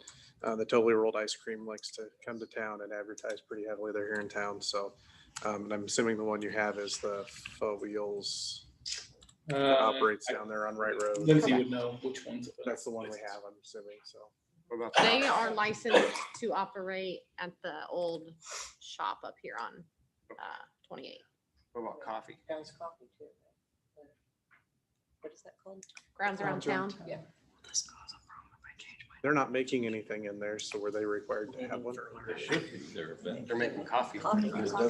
Lindsay and I talked about this like 2 weeks ago. We can just, if you give me that list. It's just me saying that we probably need to notify them to say, hey, you need to have one, or we're gonna send Jim after you next. If my memory serves me correct, we weren't going to make Grounds Around Town get one the first year, but we're in the second year of it now, so. That sounds right. That's fine. I just think it's time that we No, push that that does. and Sounds get right. it done Yes. and ready, so. The root control, I just want to make sure from Wayne that we're doing enough of that. We approved a chunk tonight, but I want to make sure we're getting whatever we need done root control wise, because that's a problem in certain areas of the city especially, so. Wayne, if you're on, I know, are you unmuted? Go ahead. So we did half of the founders area last year, which was about 23,000 linear feet. It was $40,000. This summer we're doing the other half of founders and then about half of Lakewood. And we hit our problem areas with the root control. You got to do it about once every 3 or 4 years. I think they will, if we have problems, they warranty it. If we have a backup, they'll come back in and retreat it. We don't have a lot of problems in other areas of town, so I think we're doing enough of the root control. The other sewer maintenance money, we like to do I&I removal, areas that are flooding. We try to get the I&I out, so we don't spend all of our money on the root control, but I think we're spending enough of it. That's all I just want to make sure, because that seems to be an issue at times, and I just wanted to make sure we were covering that area. Go ahead. My next one was Mackinac and the grading and all that. I know I've had a little email going. Whether it's 1 tree or 10 trees or 50 trees, they cut down city property, so they need to take care of it. Secondly, I don't anticipate, I don't know if you've approved a grading permit, but I would anticipate that if they're doing a grading permit that comes onto our property, we probably need to, as a council, approve that, not staff level, just my opinion. So just, I wanted to publicly say that. I think I've made my point pretty clear on that one, but they don't have a park agreement yet, so I don't, in my opinion, they shouldn't be doing anything more with that property till they have a park agreement in place, so. Because they can't develop that property until they have that park agreement, correct? They can't present a plat or anything. It's a little bit different than what they're doing now. What they're doing with the grading and stuff wasn't related to them not providing parkland, because that was our original discussions when we did the PUD. That was a whole thing that fell through. So a different group bought the ground. This is a different group now that's So involved? they have provided us a 6-acre park in the center of the development. Okay. So far, they're just. Which you would see if you would have had the preliminary plat, but we've been wrapping up the preliminary plat. And that's The whole- fine, but the what whole I'm grading saying issue is yeah. even if they're gonna be grading onto the park ground, I think that if that's part of it, I think that before they touch it, we as a council need to agree that that's what we want with the park. And we have that scheduled to be on council on the 15th. Thank you. They understand. Okay, so the middle 6 acres of that property is crappy ground at this point in time. They understand that they have to bring that up, right? We've had Tony Glizzy, we've sat down with Robin, we've gone out there several times to take a look at what they're proposing to do and grades and stuff that meet our code, so. Yeah. And they know where our property line is, right? Up there by Mackin's Field. They Where know the that new- now? Yeah. They sure should, yes. Okay, thank you.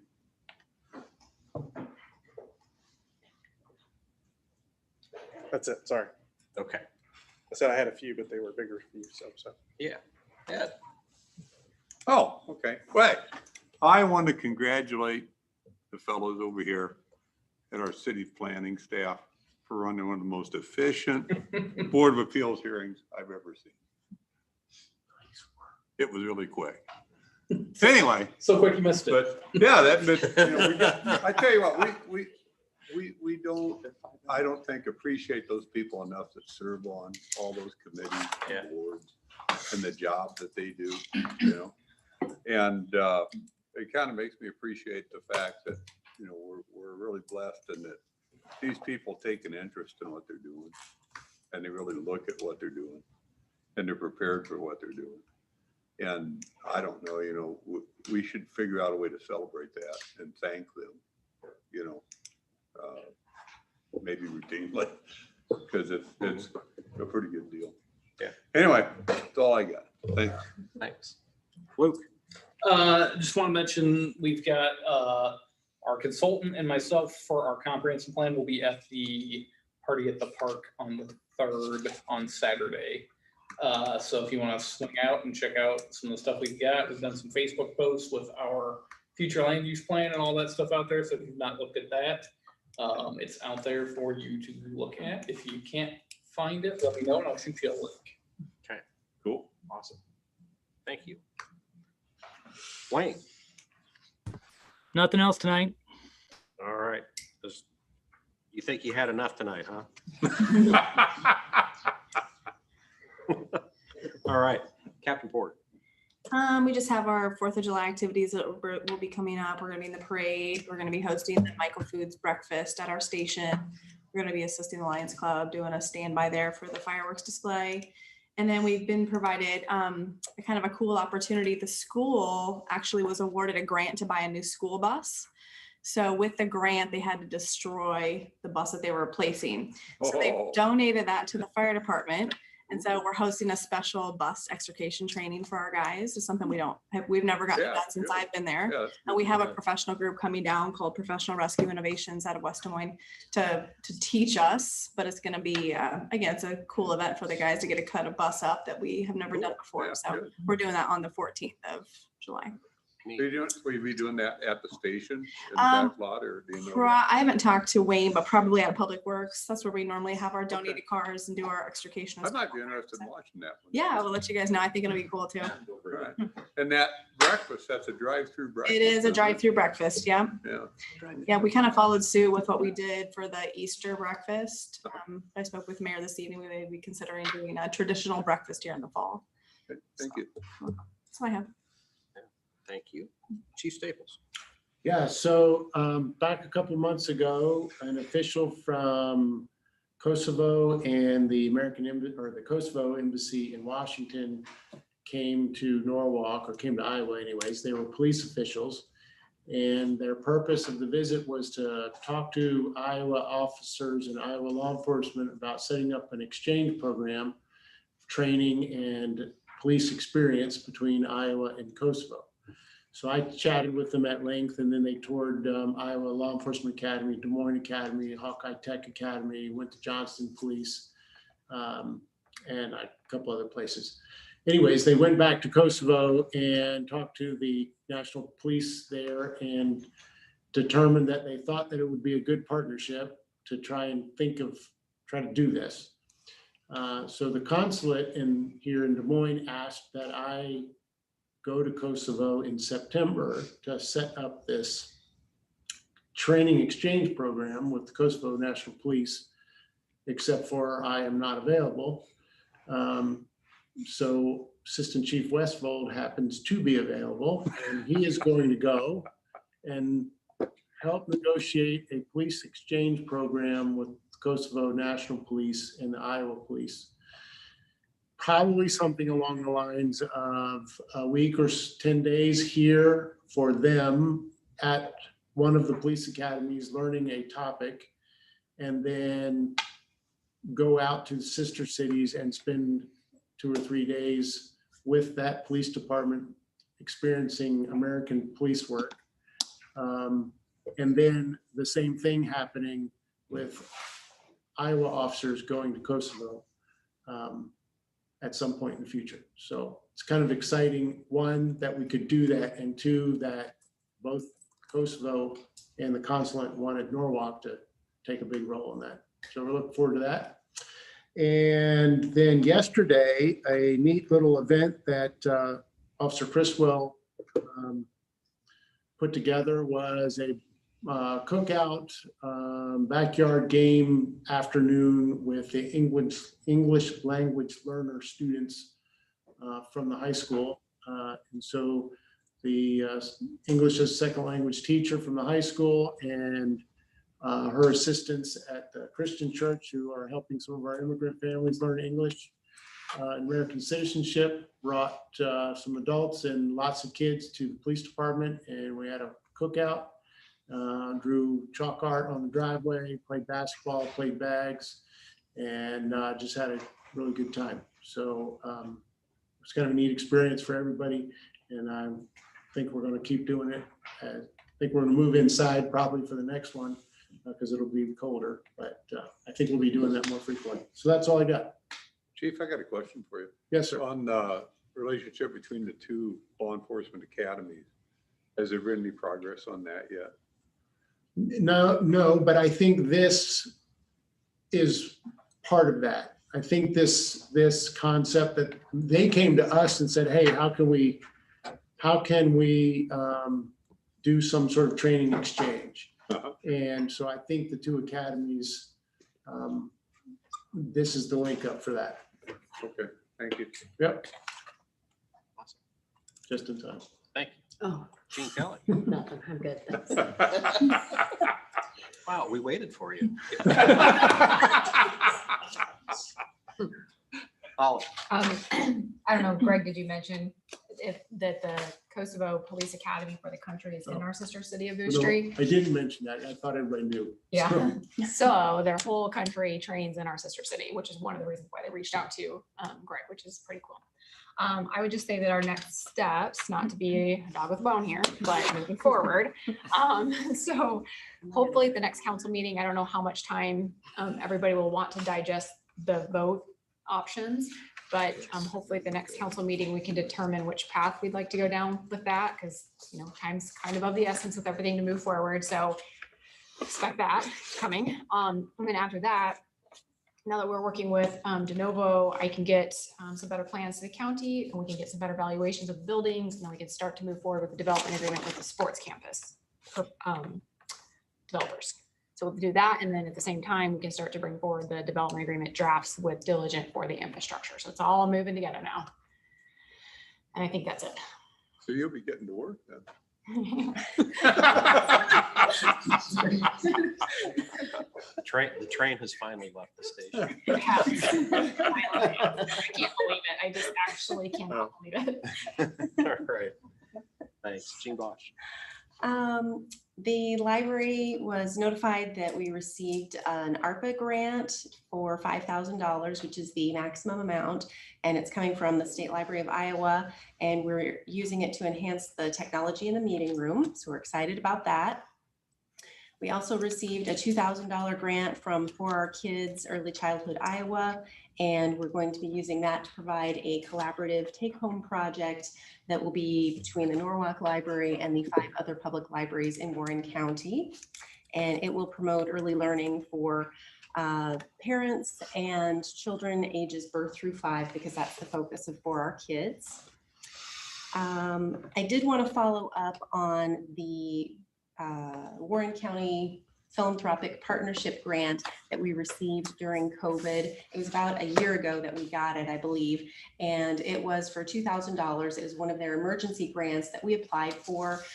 We wanted to start a different collection to try to help people who don't have internet access at home, and so we applied for the funding, which covered most of the expenses to get 10 hotspots, which allow people to have unlimited data. They just check out the hotspot, take it home or on vacation or wherever it is that they're working or doing school from. And we have been circulating 10 of those. We're very pleased because right now all of them are checked out and we have 8 holds. So we're actually looking to apply for another grant to try to double our collection for that. So literally the hotspot collection is the hottest thing in the library right now. Moving over to lower technology than that, though, we did get a very nice donation from a citizen, and she gave us the funding to purchase a sewing machine. And so we are circulating that from the library, and people are very excited about having the possibility of being able to use that instead of having to purchase one and store it and maintain it at home. They can borrow it when they need it from the library. So that's happening. We've also added a second story time each week in the park, and we are able to serve more people that way. So thanks to the Parks Department for keeping everything so nice and comfortable over there. Did they turn the air conditioner on for you over there? They do, it's great. Thanks, Robin. I don't want her electric bill. And in addition to that, we are expanding our outreach services beyond the library, and we are able to go back to Regency, and we're also partnering with Holland Farms and doing programs and book checkouts there.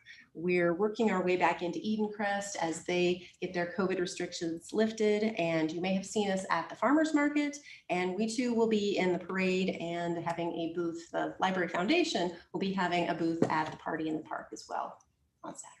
So, see you there. Lots going on. There's a lot. Good. Good. Robin. So next week we will be planting 35 trees in Windflower, and that's just kind of the start of our push this year to plant more trees, try to get people to not remove trees. July 9th, movie at Mackinac, Raya and the Last Dragon. It's a Disney movie, so kid flick.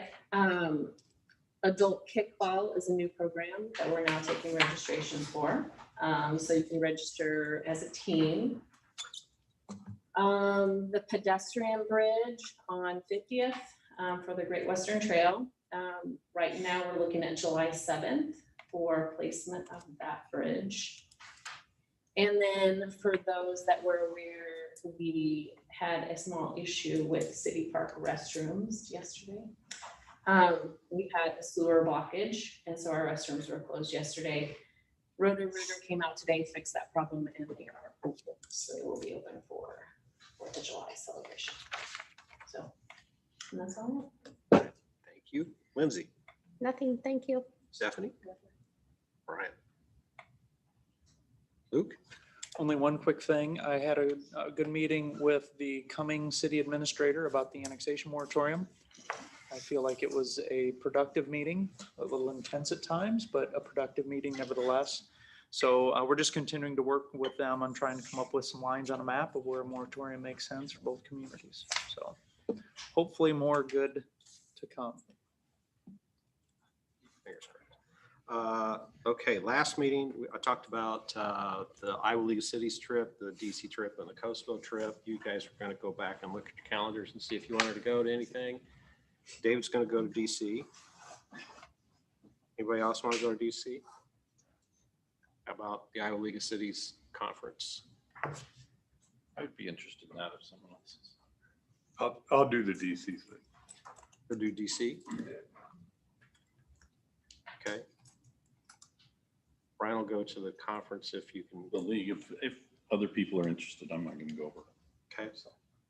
And so right now we have Kirk, Holly, and myself going to Kosovo. Anybody else want to jump into that pool? That's in the September timeframe, right? That's September the 24th through October 3rd, right? So if you're doing Or DC in thereabouts. September, you can't do that. We'll be able to do both of them. Yeah. Or you could just fly out of DC and head to Kosovo on your own. That's true. That's a good point. Saying. It's only like, half the world. Right. All right. That's all I had. So thank you. Moving on, item 9 is closed session pursuant to Iowa Code Chapter 21.51J to discuss the purchase or sale of particular real estate, only where premature disclosure could be reasonably expected to increase the price to the governmental body. Jim, is this a valid reason to go to closed session? Yes, it is. All righty. Can I get a motion to move into closed session? Motion. Second. All right. Motion by Cool, second by Reva. Lindsay, would you call the roll? Councilmember Thank you, Lester, gentlemen. Look forward to seeing you. Councilmember Lester. Yes. Baker, Yes. Reba. Yes. Cool. Yeah. All right. We are going to go into closed session then. We'll do that in a couple minutes. I